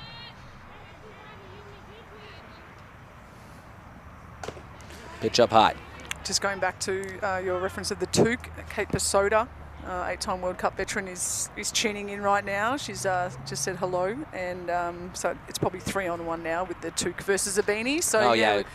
Claire would be on my side for sure on that. I don't know Claire, but I guarantee you she'll say it's a Toque. Thank you in advance. This is what I love about all this international baseball. It's like when I lived in Japan and played for 4 months over there. We had a translator at training and games for the first 2 weeks, and that was it. And then we were on our own. And we're like, okay, so we had to try and learn as much as we could in the first 2 weeks. Yeah, well, as we said also, I mean, you do speak a common language, and that's baseball. Yeah, look, at the end of the day, we know it's 4 balls, 3 strikes. We know, as we've seen. That 8 degrees feels colder, though. No, it feels like... We have all the Canadians watching, be like, 8, come on. It feels like I can't feel anything. Another walk given. I was just in Canada in April, just a couple weeks ago, and it was around 8 degrees, and for me, that was cold. I was rugged up, wearing my toque, walking around outside, and there were people wearing shorts and T-shirts, because in Canada, when you're walking outside, coming out of the harsh winter, people are like, 8 degrees, yes, let's go sunbathe. And that's kind of how it happened. I wasn't happy, but people were. Well, when I was chatting to the Brisbane Bandits when they arrived, obviously they landed today, and not too excited about the weather, and a couple of the Sydney girls. Elodie O'Sullivan, as I've mentioned, she's wearing, I think, three layers of undergarments underneath her playing top. She said, it's so cold and there's not even any snow. What's the point? I went, fair enough. It does feel a bit like that.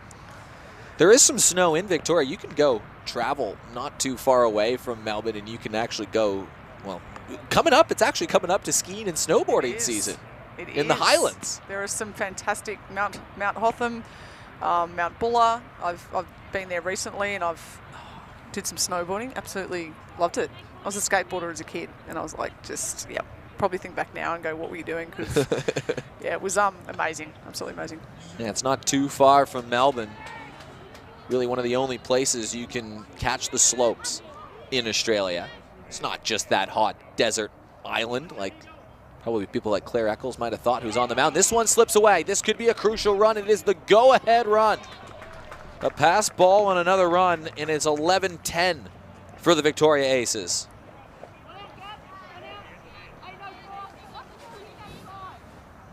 This is one of the games you just throw out everything you know about baseball and just find a way to score one more run than your opposition. Apologies that we haven't referenced Hannah Marshall coming in. Have you? Oh, no. No, Hannah Marshall's now behind the plate. Apologies. Hannah Marshall, welcome to the ballgame. That is, I was too busy complaining how cold it was. Yeah, so was I. It's okay. My snowboarding career. No, Hannah Marshall, one of the most exciting juniors coming through the Queensland ranks. Good to see her out there.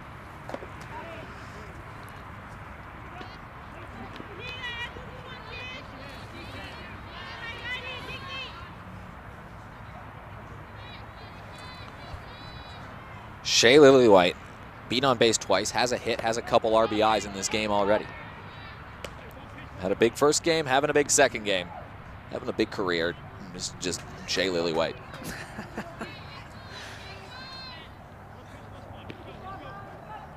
Lots of runs for the taking. Runners on second and third right now. And the bases will be loaded again. And home run hitter Bronwyn Gell hit one in game number 1, comes up to bat, and then Morgan Doty, who's already got a grand slam in this game, will stand on deck. And that is a scary thought, I think, for any pitching staff. So we see Lisa Norrie, head coach of the Brisbane Bandits, coming out. So that will be the end of the day for, unfortunately, for Claire Eccles. As we said before, I think we'll see I really hope we see both Claire and I think we will, and Alex back out. They've come a long way, and they're extremely talented players. I think it's proven to be it's been really tough out there. Obviously, the conditions, we know what it's like up here, but to keep moving and keep up. But well, it's not just one team. Both teams are struggling a little bit. It's kind of consistent across the board. It's just one of those nights. Yeah, and while Lisa's obviously out in the mound there, probably want to take the time to reference the fact, I think, that how exciting it is that all three teams are coached by women. Oh, so, and how about the resumes of each of them? Lisa Norrie, tell us about Lisa Norrie. Yeah, so Lisa Norrie is the first woman to coach in the ABL, so as an assistant coach for the Brisbane Bandits, and Lisa herself has been a long-time representative of the Queensland women's baseball team, and we see her. She's bringing in Amanda Torrington, who's a absolute veteran of Australian women's baseball, came through the ranks, debuted in 2010 at the Nationals with Queensland, subsequently moved to Victoria, then played for Victoria, coached with Victoria. She's played a World Cup, actually one of the three mothers here, which is fantastic. But yeah, Lisa Norrie, obviously the coach of the Bandits, and we see Risa Nakashima, multiple World Cup winner as a player on the Japanese national team, is now the head coach of the national team. And Samantha Hamilton for the Victorian Aces, 5-time World Cup. She was in the inaugural Australian team, inaugural Victorian team. She's the head coach of the Doncaster Baseball Club, and now she's the inaugural coach of the Victoria Aces here. And how great is it that we've got all female coaches, we've got all female teams, obviously, and we've got all female umpires too. Yeah, the umpires, it's a great call. You've got 3 umpires all weekend: Janine Thompson, Carla Pinder, and Fiona Lambrick, who will be alternating their roles between plate, first base, and third base. But you're absolutely right. It's an all-female crew, all-female coaching staff, and that coaching staff has some serious pedigree and resume to it. It really does, and I know how proud they are, particularly once you've gone through the playing ranks, whether it's Sam at a World Cup, Rissa at a World Cup, or Lisa obviously entrenched in the national domestic program. Seeing these players hang around, as I touched on before, Kate Basoto and Ashley Stevenson, 8 World Cups for Canada, and now in the coaching ranks, Veronica Alvarez is head coach of the US women's team. She was a catcher for multiple World Cups for the US, and we're seeing women stay around. There's opportunities now. We're seeing showcases, ABLs, World Cups. Things are moving, and there's roles now for women in the sport, and it's absolutely fantastic. And thinking about not just their opportunity, but these players, the experience that those coaches are imparting onto these junior players it's absolutely invaluable. Well, Bronwyn Gell will come up to bat, but you think even beyond that with the coaches, you have in Adelaide, there's assistant coach and pitching coach and Alice Prokopek who's pitching, and Prokopek, a great baseball mind from a great baseball family, who is one of best and fairest in South Australia and has been part of the state team and was at the Giant Showcase last year. She's reaching the end of her playing career, and it gives her an opportunity to learn and grow from some of the best in the world, being around people like Rissa and Lisa Norrie and Sam Hamilton. So it's a pathway opportunity to try to bring people along to get in that opportunity. Exactly right. And as a player, I just listen to every single person that could coach me. I listen to everyone, and as you go on, you start to learn who knew what they were talking about or what worked for you or things like that. But you just want to put everything you can in your pocket and draw from everything. Bronwyn Gell watches one just on the outside edge. You can see Amanda Torrington calling for that one. Now, Amanda Torrington started her career as a catcher, went over to the World Cup in 2012, her maiden World Cup debut as a catcher. And we see her now, she's progressed to being on the mound, and for Queensland, she led a really young Queensland team. I don't want to say the mother of the team, but she's a mother. She was the absolute leader of that team, pitched over double everybody else, including a fantastic performance where I think she had picked up a few hits and RBIs and pitched the whole game in that 4-3, the walk-off against WA. Absolute heartbreaker for her, but she's an absolute workhorse. As I said, she's been playing in 2 states, played at every level, and those Queensland players are learning from her. I'm sure she's loved at the club, the Ipswich Musketeers. This one fouled away. A really good battle from Bronwyn Gell. This is right in line with how she's been battling in the batter's box all day long. Making pitchers work, letting them show their best stuff. then she can make a decision on what she wants to drive Bronwyn Gel. Couple walks so far. Right now she's trying to get herself in a walk situation or look for a pitch to drive. It's a 2-2 count. Victoria trying to bust this one back open in a tight ball game here in the second. It was sort of a protect me swing from Bronwyn Gel. Yeah, it's also always about the battle. Like you've got the game, but you have the battle within the battle, and you don't play 5 World Cups or win multiple MVPs at national championships without being an absolute battler. So Bronwyn is taking every single pitch by pitch. She's not taking game by game. She's taking pitch by pitch. You're breaking it down. Well, she was looking for one to drive. She got one. That one just driven foul, and that's what you mean, Amy. You're just battling away, wait for your one spot, get it. She just missed that one, but she still lives to fight another day. She does, and now obviously that puts that bit of doubt in Toro's mind about, okay, well, can't throw that one again. She would know where she can't throw to Bronwyn, which is really everywhere, but... That one outside, so now she's worked her way into a full count situation. But the great thing about that, you can see Bronwyn was looking to hit that pitch. So she's looking to hit everything until the last millisecond she's not. That's what makes her such a great hitter.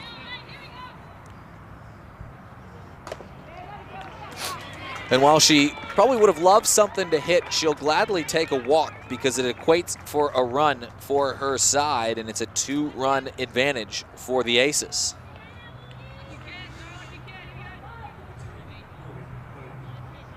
Morgan Doty hit a grand slam her last at-bat. Enough said. I was about to say, yeah, I don't know how I follow that up. Yeah, you don't. You don't need to, Amy. I mean, I'm done. I'll see you tomorrow. Thanks for tuning in. Longtime state rep, Golden Bat Award winner at the national championships, Grand Slam swinger in this game. But offers that one down low. Morgan Doty, you just mentioned all of those accolades, and yet most of us remember her, obviously not just for one thing, but the thing that all stands out was as a rookie, the 2010 Nationals, she hit a walk-off in the bottom of the 7th. Reaches at one. This one should be playable over at first. It is by O'Sullivan, so the Bandits can exhale just a little bit. But not before she enters the dugout. I'll continue. Yeah, 2010, WA hadn't won a Nationals. Victoria and New South Wales had shared them all for 10 years, and New South Wales was playing WA, and she comes up as a rookie, teenager, 16, and bottom of the 7th of the gold medal game comes up. We were watching going, who is this? And she hits a walk-off hit to give WA its first ever national title victory. I can still remember that like it was yesterday. Is that good? It's all right. I think it's actually, I'm pretty sure it's listed as her favourite memory. It's one of my favourite memories. It is just amazing. And it's like, that was 12 years ago. She still looks the same 16-year-old age, and she's just gotten better. But that's one of my favourite Dotes memories. Abby McClellan, still bases loaded. She's hit 2 home runs already. We're going to have to keep track of all these stats and get little leaderboards going up when we get a few more games under the belt for everybody. And right among the home run leaders, and there's been 5 of them so far today. Abby McClellan's got 2 of them. Do you have a favourite? Favorite home run? You're going to say the South Australian, so it's probably... Well, I mean, I probably liked Abby McClellan's one where she went over both the fences on the left field line, and that was a clutch moment in the game, right? It was a 3-1 game. South Australia were just pressuring just a little bit just to relieve some pressure and kind of give that extra insurance mark. That was a clutch home run, and I like timing of home runs. And that one was perfectly timed. Yes. What about you? You got a favorite? Or did I steal it? I think Bronwyn's to open the game. I think the second, it's just an absolute... Off of Sato. As I said, spoiler alert, if you haven't done the Wordle for today, the word was Homer. And Bronwyn absolutely punctuated. We're in a Wordle group, and we were all very excited when that word came up today. And Bronwyn just went, you know what, Wordle this morning when I wake up, and Homer in the afternoon.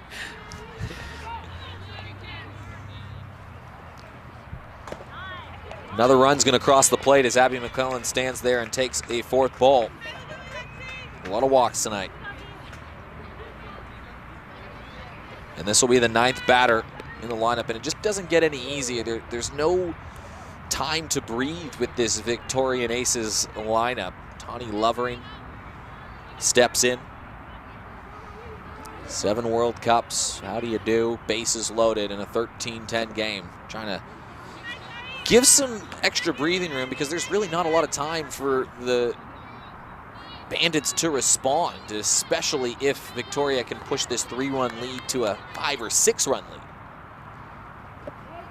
So a crucial at-bat in the context of the game, trying to get back in the batter's box, Brisbane, so they can get a chance to respond. As you said, we've only got probably half an hour left in this game and won't start that inning. So it sees how long this particular bottom half of the inning will go. Big block behind the plate from Marshall. Yeah, Hannah Marshall is an interesting story with Tani Lovering after bat. Hannah Marshall got to meet Tani Lovering at the showcase last year, and when Hannah Marshall won't mind this, she actually said this in a podcast as Tani takes a walk there. I did a podcast during the Nationals on my podcast series with Hannah, and we spoke to her, found out a little story that she got to meet Tani Lovering at the showcase last year and absolutely went to water, knees were buckling and couldn't speak. She was absolutely just starstruck at Tani Lovering, and that story makes me so excited because we're hitting a second generation of players and we're hitting a generation of current juniors that are inspired and have heroes that they've watched in women's baseball, and again, that you can't be what you can't see. So she now gets to take the field with Tani Lovering. Like, just stood 3 feet next to her in the batter's box. I mean, that just makes me smile. Chelsea Forkin steps in. World Cup player, medalist, Olympian, recently married. Been a big month for Chelsea Forkin, I suppose. Puts one up the middle. This is a play the Bandits really do need to make. They'll flip to 2. They'll get out of the inning, so they'll get another chance to bat as Forkin is retired. But it's 4 runs that the Bandits are chasing, and we're going to have to look at the umpires after this next half of the inning because this could potentially be the last chance that the Bandits will have to score the runs because it's the top of the inning. But again, big thanks to Victoria and Visit Melbourne for putting on this great event and bringing in some of the best players in the world. And just down the road, how about the Arts Precinct? You want all the sports? We talked about that a little earlier, Amy McCann, but Melbourne's just as known for its cultural, it's the cultural mecca, it feels like, of Australia. And all down that South Bank in particular, you got the Gallery of Victoria, the Arts Centre, the Symphony Orchestra, the Australian Ballet. There's just a big pocket of arts. It's a big hub. It's great to see, and that's, you want your sports, you want your arts, you can have two different weekends all in one in Melbourne. You can have, they're right there on the Yarra. Just cross the Princes Bridge, you can go right, you can go left, and you can go to the Arts Centre. You can sit down at the Arbory, one of my favourite bars in the Yarra there, just watch everything go by, and as I said, just walk 400 metres to the MCG or walk 200 metres to the Arts Centre. It's an absolute amazing pocket. I've seen plenty of concerts at Hamer Hall. There's too much to do in Melbourne. Too much to do. Too much to do. Yeah, it's overwhelming. But we're not in lockdown anymore. We're out. Victoria and Melbourne are open, and we can. And the borders are open. The borders are open. But you know what? I'm a homebody. I love Melbourne, love Victoria. It's like now I get to go. I missed Melbourne. I missed Victoria, and now we get to come down here to sunny Geelong, spend some time at a ballpark, and. Yeah, hopefully we can, over winter, spend some time. And that's all in Melbourne, right? Like, we're in Geelong. We're on the doorstep of the Great Ocean Road, one of the most spectacular journeys that you can take. If you want to try surfing, great place to do it. If you're already a pro surfer and you want to get some great barrels, you got Bells Beach, home of some of the World Surf League events that happen on the calendar. It's just got so much to offer. Hey, you want to go camping? Gippsland, let's go. Like, there's just so much going on. Oh, Wilson's Prom. On my hit list. I haven't done it. I don't know how I haven't done it. Don't forget tomorrow we got 2 more games at Melbourne going through, or Victoria Aces rather. Sorry, they're going through the doubleheader right now. The Adelaide Giants will go through their doubleheader day tomorrow, and it's a big one. They're behind the 8 ball. They lost their first game, so they're 0-1. Victoria on the verge of already picking up a couple game leads on their opposition, and all in a day's work. But Brisbane, this could be their last opportunity to try to hunt down the league. So certainly as a player and a coach, you have to play it like that, don't you? You do. They'd be looking at that. Okay, we need to. Claire O'Sullivan would be looking here too. I've got to get on any way I can. She has to start the offense here by getting on. We know Ooh. She was a centimeter away from sending a ball to Death Alley and standing on 2. We can, as we see, we are sitting down, looking down the third base line, and I can see Tani already running up the first base line, looking, calling foul herself. She knows the importance of making sure Claire O'Sullivan doesn't get on. And we know that Claire has power. I'd be surprised if we don't see Claire go deep here. As we spoke before, I just found out before the game that she's actually got a torn ligament in her hand, which she did during Nationals. Yet she went and pitched New South Wales to the gold medal win on the mound. And we talk about getting on any way we can. Someone like Claire is certainly, and that ball's coming through the box, she's not going to get out of the way in a situation where she knows she needs to get on first base. So, yeah, runner on now, and the way this game has gone.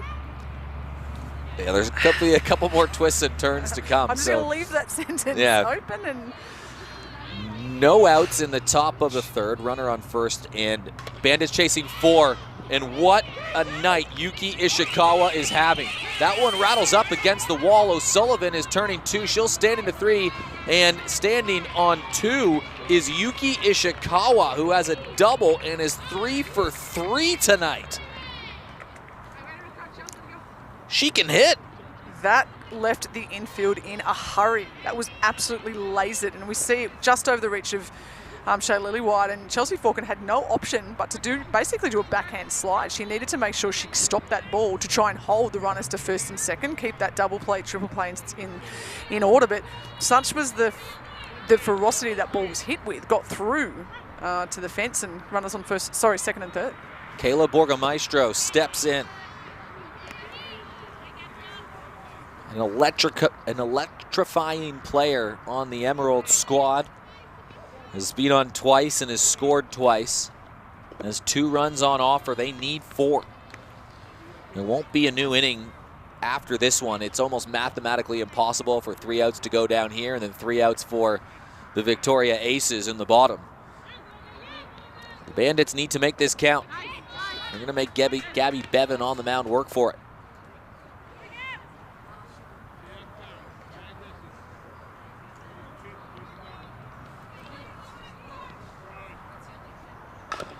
Gonna put the ball in play. This will be a challenging one, charging on from third. Kelly scoops it up, makes the play at home. Runner stays at 3. That's well played from Abby Kelly. Really great, controlled, measured play as well from Abby Kelly. She could have easily have come in and tried to throw off the run there, but she's actually steadied herself and fired across to Abby McClellan there and really made sure of that out. She knew she had that time, and Kayla's no slouch up the line too. That's an absolutely fantastic play from Abby Kelly. As we've seen, since she came off the mound and has gone to that, there's a reason she's at third base. She's one of the best in the game at third. Kelsey Brennan. First pitch, trying to go towards center field. Morgan Dowdy makes the play. This should be a fairly easy tag, but it's going to be challenged. Runner trying to push for 3. Called safe. So a sacrifice fly from Kelsey Brennan scores a run and advances the runner to third. It's a good piece of hitting here from Kelsey. I mean, trading a run for an out with such a big deficit, it's not great baseball, but you know what, at the end of the day, she's made a really good piece on that ball. We've got the colder, thicker air. We've seen some of those balls fly, but she just missed it. She's knocked in a run, which obviously with this, as we said, this game can go anywhere, but yeah, bit of a miscue on that throw to home, and then great heads-up base running there into third base. So well, sets it up. Jordan Richardson's got a couple of hits already.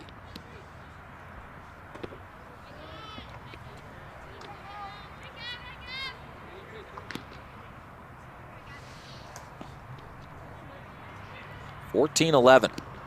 3-1 game, and we're going to be watching the umpires closely. Big cut from Richardson.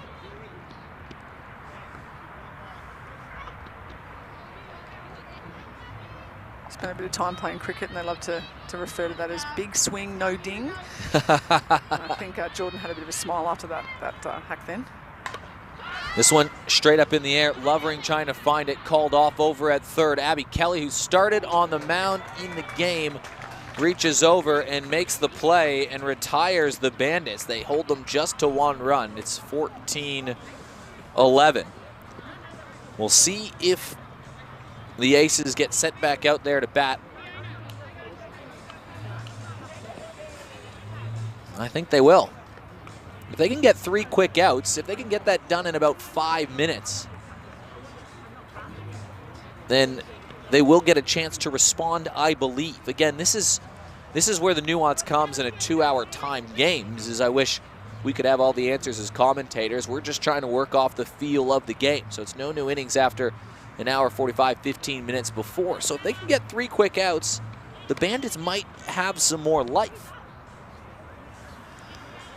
But that was 3 quick clutch outs that Victoria just made on the mound after a very promising start in this turn at bat, getting the first 2 on. It was a walk from O'Sullivan and a double from Ishikawa, but really the story of this one, there's been a lot of walks in this game, but the big difference maker when we look back at it is the Morgan Doty grand slam.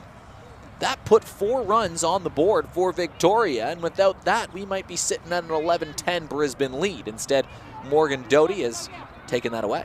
Yeah, look, I think we talked about the timing. We can see that Amanda Torrington knows that the clock is ticking. She's come out and just basically stood on the mound and looked into the Victorian dugout and just said, I'm ready to go. Better get in the box. I don't need my warm-up pitches. She knows the pressure on the scoreboard and the time clock. So what's the strategy here versus Abby Kelly, knowing that you're working against time? Is it just have to fill up the strike zone and hope either they strike out or put the ball into play that your defense can make a play? Look, all Toro has to do right now, she has to throw strikes. She has got to put the ball down the middle. She's got to turn around and trust the field. And I think that the field hasn't had an opportunity to show themselves today. Obviously, there's been a lot of free passes. And I think that really right now she just has to throw. They have to win or die by the strikes here. It's hard to believe that Brisbane were up 7-0 at one point in this game. Yeah, and I think obviously 25 runs in not even 3 frames. After a 5-run game to start us off. Yeah, that's why we love it. That's why we love baseball. We'll see low-scoring games, high-scoring games, and everything in between this weekend. 7 great games coming your way. This is game number 2. This one goes up high. Back tomorrow at 4 p.m. on the Eastern Seaboard and 7 p.m. It's the Adelaide Giants that have the doubleheader game tomorrow. Looking to get their first win. This one up the middle, a good stop by Hashina. What a game she's had. Nice little play. Retires the first batter. That's exactly what they needed. Quick out. Yeah, Toro will work quick on the mound, and she'll just literally basically throw strikes. She's got to give the opportunity for her field to make the plays. They're not going to win the game on walks, obviously. Taylor Welch. A presence in the batter's box, isn't she? And these players would know each other well, would have played a number of Queensland state teams together, coming through making their debut sort of around the same period in the 2010 era. I'm sure they'd have a nice little chat after this game, no matter the outcome of this at bat. Someone's going to win it, and the winner will let the loser know. There certainly will be.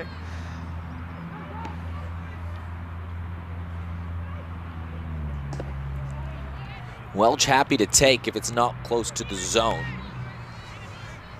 She'll know that the clock is now a factor in this game.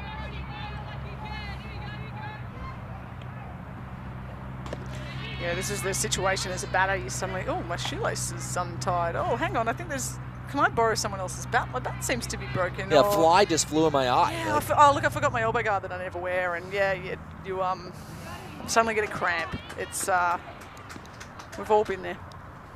Gamesmanship doesn't happen in baseball. It's the games. Yes, the gamespersonship is no, it's oh, look, the same thing. I think look, they would know that from the way that Toro obviously hurried them up to start the inning, which it's all fair play.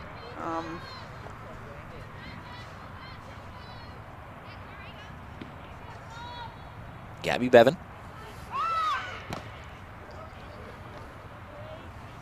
Well, that's another smart play if you're working with the clock for Taylor Welch. You could take a bit of a healthy lead and try to force a pickoff attempt over at first base, because that chews up some time, and that was ripped down the line. We've seen about 4 of those that have been a foot or a centimeter foul. They're close. Yeah, there's been a couple of really hefty line drives outside the playing field. One from Bronwyn, and yeah, just absolute borderline. So, which is a good sign. The girls are hungry. They want to swing. Just need a few more pitches inside the strike zone. But as I said, it's much easier sitting up here with my heated, warm jacket and my beanie and gloves on. It'd be tough out there. Girls are hungry and cold in all likelihood. Well, a couple strikes on Gabby Bevan now, and Torrington's going to need a couple quick outs, and then hopefully the umpires can help her out and give her team another shot. Did that tip off their bat? Did she duck down and that hit the bat? It's one of the things we say. It's down periscope. When you duck, your bat needs to come with you. She's just got a strike there just by leaving that bat up. Or some might say great aim by Tori. I've actually seen her played a game where that's actually bounced back in for a hit. What? 100%. How does that happen? I've seen everything in this game. Someone befriended the baseball gods. There you go. The baseball gods obviously were smiling on that person that day.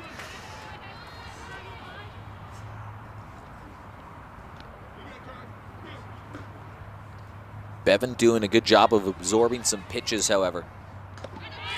And it's a strikeout. So 2 down.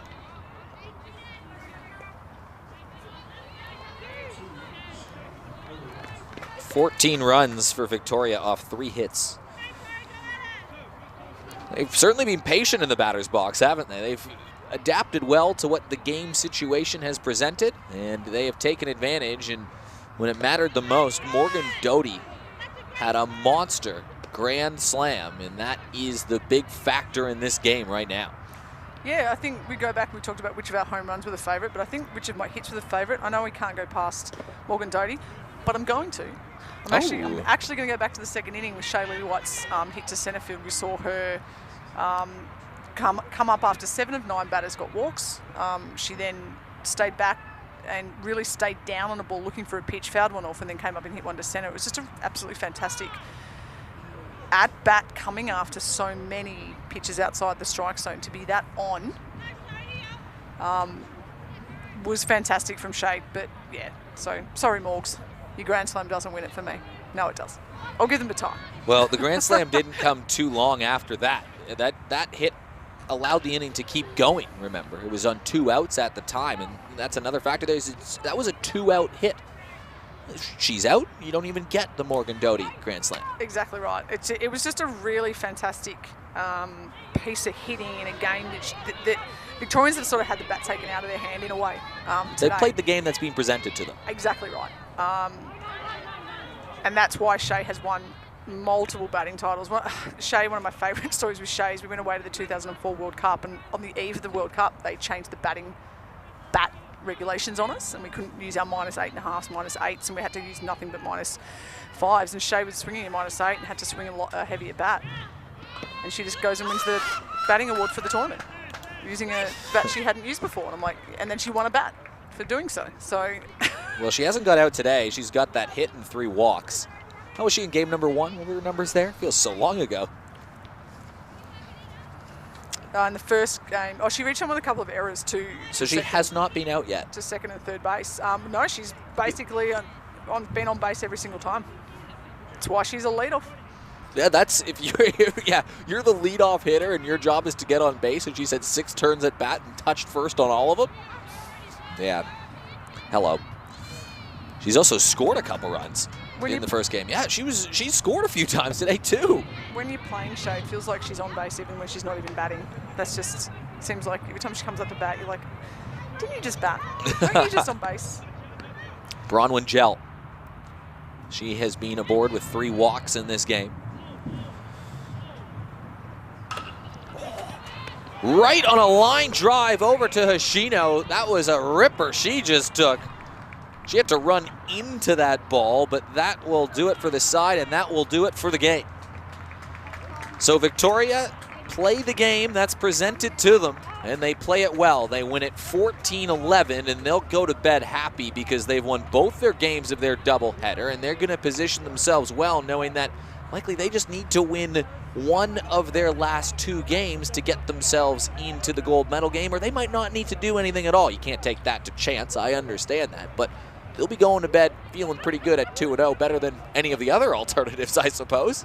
Yeah, exactly. They get the double-headers to kick things off, and they face Adelaide tomorrow and then Brisbane again on Saturday. So winning 2-0 in 2 completely different ball games in nearly 2 completely different situations. I mean, we've seen a temperature drop of nearly 15 degrees, I would say, for this night game. So really different situation, and coming back from that 7-0 deficit, absolutely fantastic. So if you were to talk to Sam Hamilton tonight, the head coach of the Victoria Aces, how do you think she would be feeling about her 2 games so far?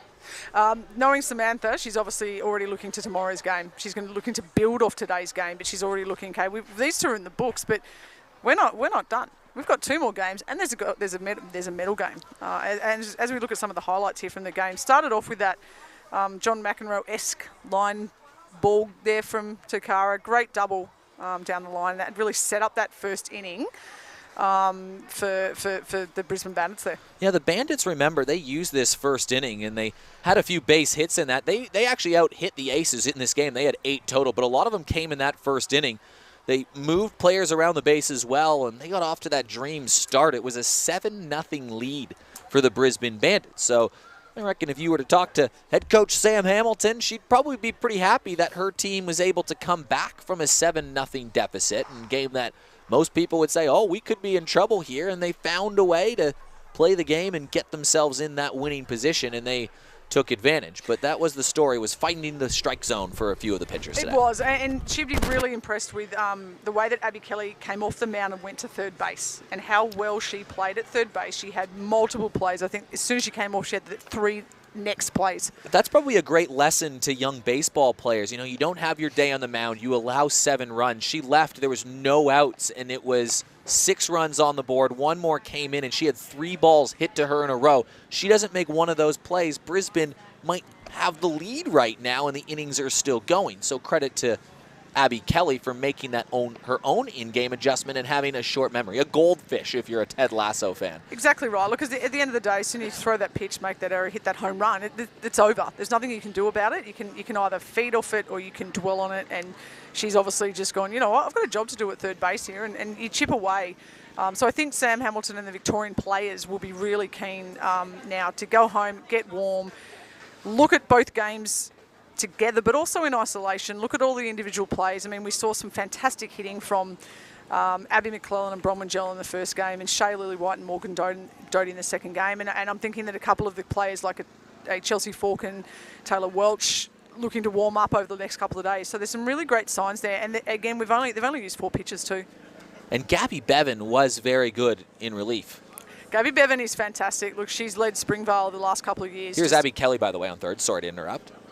Just want to, we talk about the play. We got to give her some props when it comes out there. That is the play right there, that Abby. That was the impressive one running in from third base. Yeah, it really was. And you see there, Alexandre Fournier, one of the 3 Canadians that are out here. We saw Fournier and Claire Eccles on the mound, and really I want to see everybody perform, but I want to see the internationals perform.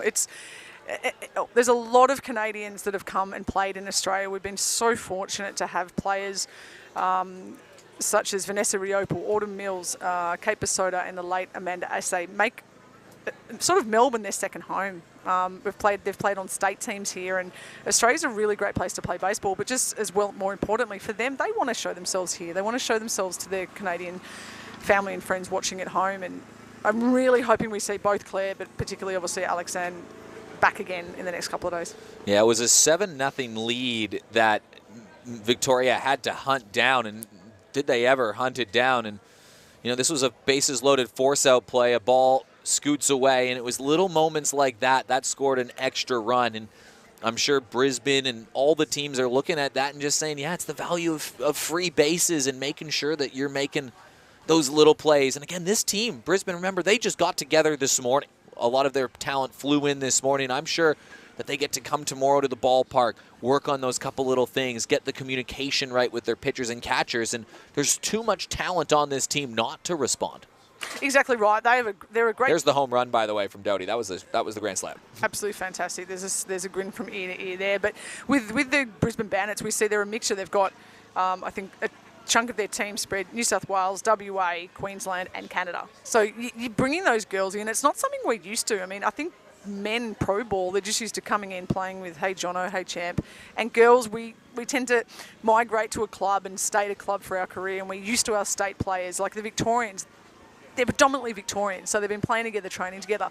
But Brisbane will work that out pretty quickly. We saw some really good flashes of, we say, Ishikawa tonight with a double and a single. She had 3 hits on the night, and that was big. I mean, Brisbane scores 7 runs in the first, Victoria score 10, but then Brisbane respond. They scored 3 runs to tie this game back up, and it was really led by Yuki Ishikawa, who had that hit. Burgomaestro got on base. Jordan Richardson had a couple hits and an RBI. So credit to Brisbane, who, yeah, they had the big lead. It could have been easy to put that tail between the legs and say, yeah, you know, we had the lead, we gave it up. But they jumped right back, and they tied this ball game.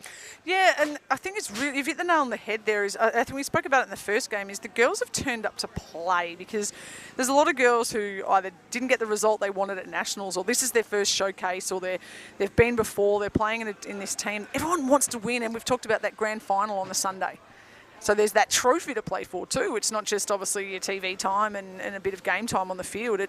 You can see that everyone, the intent, they want to compete. The Aces then responded after it was a 10-10 game. They responded with a few runs of their own, and it came from just hustle-out plays just like that. Chelsea Forkin running down the line. And then again, just patience at the batter's box. They let the game kind of come to them tonight, and they played exactly the way it needed to be dictated. And 4 more runs in this inning for Victoria put them back up 14-10. And as the highlights sort of run out here, that was kind of the end of the line, and just run out of time for Brisbane to really make a serious charge back in the game. Yeah, look, I think obviously we understand putting in so many games into 4 days. We would have loved to have seen more time in that first game today. We had 5 innings in an hour and a half, and probably would have liked to have seen maybe a little bit more inning here today. I think with the game was settling after that first inning. Good word, yeah. But yeah, no, look, as we said, Adelaide's got the double header tomorrow, and both, Brisbane and Adelaide will both be looking to pick up their first wins, and Victoria get to go home, get warm. And so are you going to go to bed excited tonight, Amy McCann? Oh, after calling 2 games of baseball, I don't think I'm going to be able to go to bed. So what does the Victoria Aces do? Obviously, they live in Victoria, most of the players here. So do they go back? Are they staying in a hotel, or are they going back home? No, they're all staying. All the team staying together in a hub at the Ridges.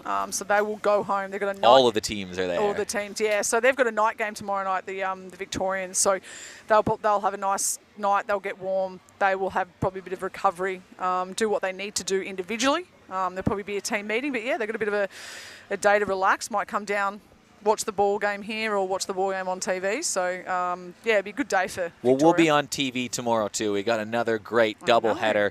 We can't wait to bring you some of the best talent in the entire world right here at Geelong.